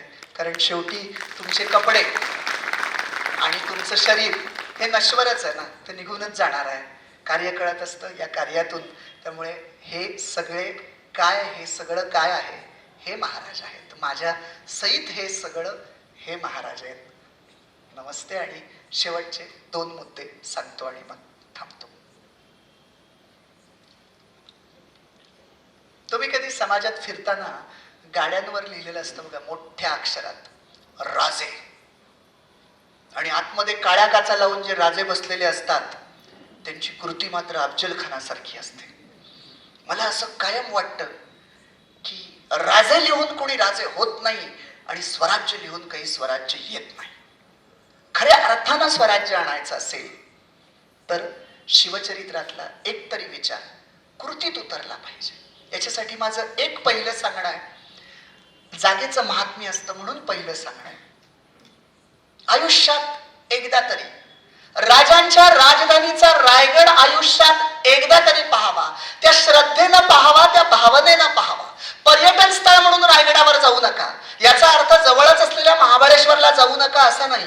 माझं तर म्हणणं आहे, नवीन लग्न झाल्यानंतर प्राजक्ताच्या फुलाप्रमाणे दरवळणाऱ्या सुरुवातीच्या सुगंधी रात्री महाबळेश्वरच्या मिठीत जरूर घालवाव्यात. पण पुढं मुलं बाळ झाल्यानंतर त्यांना पहिल्यांदा नेऊन रायगड दाखवावा आणि त्यांना हे सांगावं की हीच ती जागा आहे की ज्या ठिकाणी 350 वर्षापूर्वी आदिलशाही, कुतुबशाही आणि मोगलशाही या मगरूर सत्तांच्या छाताडावर पाय घेऊन मराठेशाहीचं 32 मन सोन्याचं सिंहासन सजलं होतं. ती हीच जागा आहे. हीच ती जागा आहे की ज्या ठिकाणी क्षत्रिय कुलावतंस राजाधिराज प्रौढ प्रताप पुरंदर सिंहासनाधीश्वर राजा शिवछत्रपती की जय अशी आरोळी उठली होती. आणि ज्या आरोळीनं रायगड तर मोहरून निघाला होताच, दूर तिकडे 500 कोस दूर असलेलं औरंगजेबाचं सिंहासन रायगडावरच्या आरोळीनं थरारलं होतं. आणि त्याच वेळेस महाराष्ट्रातल्या झोपडीतल्या गरीब मायला असं वाटत होतं की जिजाऊचं लेकरू नाही तर आपलं लेकरू राजा होत आहे. हीच ती मराठ्यांच्या अस्मितेची जागा आहे की ज्या ठिकाणी मराठी माणसाला दुनियेतली सारी धनदौलत कवडी मोल वाटावी. एक कवी तर कवितेत म्हणतोय, रायगडावर खडे पसरले शिवरायांच्या पायी, हीच आम्हाला हिरे माणके दुसरी दौलत नाही. त्या खऱ्या दौलतीचा साक्षात्कार बापानं मुलाला रायगडावर करून द्यावा आणि मग चमत्कार पाहावा. शेतीवाडी, जमीन जुमला, बंगला, गाडी, नोकर चाकर यासाठी मग आपापसात भांडणारी किंवा आई बोलली, वडील रागावले, परीक्षेत मार्क कमी पडले म्हणून आत्महत्या करून स्वतःचा स्वस्तात जीव गमावणाऱ्या पोरांपेक्षा वेळ आलीच तर देव, देश न धर्म यासाठी जिंदगी न्योच्छावर करून देणारी पिढी तयार होईल. एवढी ताकद त्या रायगडाच्या मातीत आहे. प्रश्न फक्त एवढाच आहे, आम्ही त्या श्रद्धेनं जातो का? आम्ही त्या भावनेनं जातो का? 31st ला राजांचा वारसा सांगणारी ही कार्टी डर्टी मनानं गडावर जाऊन जर पार्टी बनवत असतील तर त्यांची घरटी सुरक्षित राहतील का? हा आमच्या समोरचा खरा प्रश्न आहे. म्हणून माझं पहिलं सांगणं आहे, मुलांना घेऊन त्या भावनेनं रायगड दाखवा. आणि माझं दुसरं शेवटचं सांगणं आहे, तो निरोप तुमच्या घरातील जे कोणी कॉलेजमध्ये जातील त्यांच्यापर्यंत माझा हा मुद्दा आणि हे वाक्य पोहोचवा. मी अशी कल्पना करतोय की तुम्ही कॉलेजची मुलं आहात म्हणूनच सांगतोय. हाच निरोप तुम्हाला त्यांना द्यायचा आहे. आज समजा तुम्ही कॉलेजमध्ये आहात, उद्या तुमचं कॉलेजचं शिक्षण पूर्ण होईल. कोणी नोकरी करेल, कोणी व्यवसाय करेल, कोणी राजकारण, समाजकारण, शैक्षणिक क्षेत्रात जाईल, घरचे मदत करतील, आजूबाजूचे मदत करतील, यश मिळत मिळत मिळत मिळत जाईल. आणि आता अशा एका टप्प्यावर तुम्ही याल की बस एक पाऊल ठेवलं की यशाच्या सर्वोच्च शिखरावर असाल. पण दुर्दैवानं नियतीनं दगा दिला आणि अख्खं यश जर थोडीच मिळालं, पत्त्याचा बंगला कोसळावा त्याप्रमाणे जर अवस्था निर्माण झाली, सगळं संपलं असं वाटतंय, आत्महत्या करावी असं वाटतंय, अशा वेळेस तुमचे घरचे तुम्हाला मदत करणार नाहीत, कारण ते खचलेले असतील, तुम्ही स्वतः खचलेला असाल. अशा वेळेस एकच गोष्ट मदत करेल. शिवचरित्रातील पुरंदरचा तह हे प्रकरण आत्ता जे मी डोळ्यासमोर उभं करतोय तेवढं फक्त डोळ्यासमोर आठवा. काय आठवाल? आठवा. येसाजी, नेताजी, तानाजी, बाजी, रामजी यांसारख्या नररत्नांच्या त्यागातून नुकताच कुठे स्वराज्य लुकलुकतंय असं वाटत होतं आणि मिर्झा राजा जयसिंगाला पुरंदरचा तह करावा लागला. आणि त्या तहात काय द्यावं लागलं? 23 गड आणि 4 लक्ष हुनांचा मुलूक. 23 म्हटलं की आम्हाला एक शब्द वाटतो, पण 23 गड मोजले की आम्हाला कळतं 23 म्हणजे काय. पुरंदर, रुद्रमाळ, कोंडाणा, तुंग, तिकोना, माणिकगड, मानगड, मरदगड, स्वरूपगड, रूपगड, साखरगड, सोनगड, रोईडा, भंडारदुर्ग, नरदुर्ग, खंडागडा, इसागड, लोहगड, भक्तगड, अंकोला, मोरबखन, माऊली, पळसखोल या 23 गडांची नावं घेताना मला दम लागला, पण राजांनी ते एका दमात मिळवले होते आणि मिर्झाच्या ताब्यात एका दमात दिले होते. आणि त्यानंतरची अवघड अवस्था अशी होती की स्वतःच्या बछड्या सहित राजे क्रूर करण्या औरंग्याच्या कैदेत सापडले होते. राज्य तर गेलंच, आबरू तर गेलीच, प्रतिष्ठा तर गेलीच, पण आता जीव जाण्याची वेळ आली आहे. अशा अवस्थेला राजे होते आणि अशा अवस्थेतनं राजे बाहेर पडले.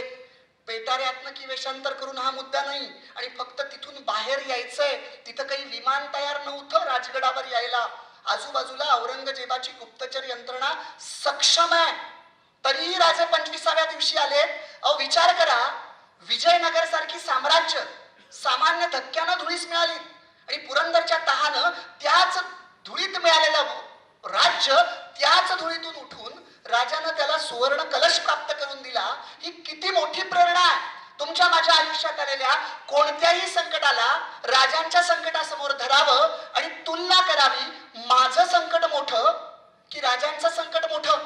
सूर्यासमोर काजवा वाटावा तसं आपल्याला आपलं संकट वाटेल आणि जगण्याची, संघर्ष करण्याची प्रेरणा मिळेल. ती प्रेरणा तुम्ही शिवाजी महाराजांकडून घ्या अशी मी तुम्हाला विनंती करतो. आणि मला इथे जन्म देणारे माझे आई वडील, माझे सगळे, माझा बंधू, मला या कार्यात मदत करणारे सर्व आणि तुम्ही सर्व, या सगळ्यांचे आभार मानून इथेच थांबतो. धन्यवाद.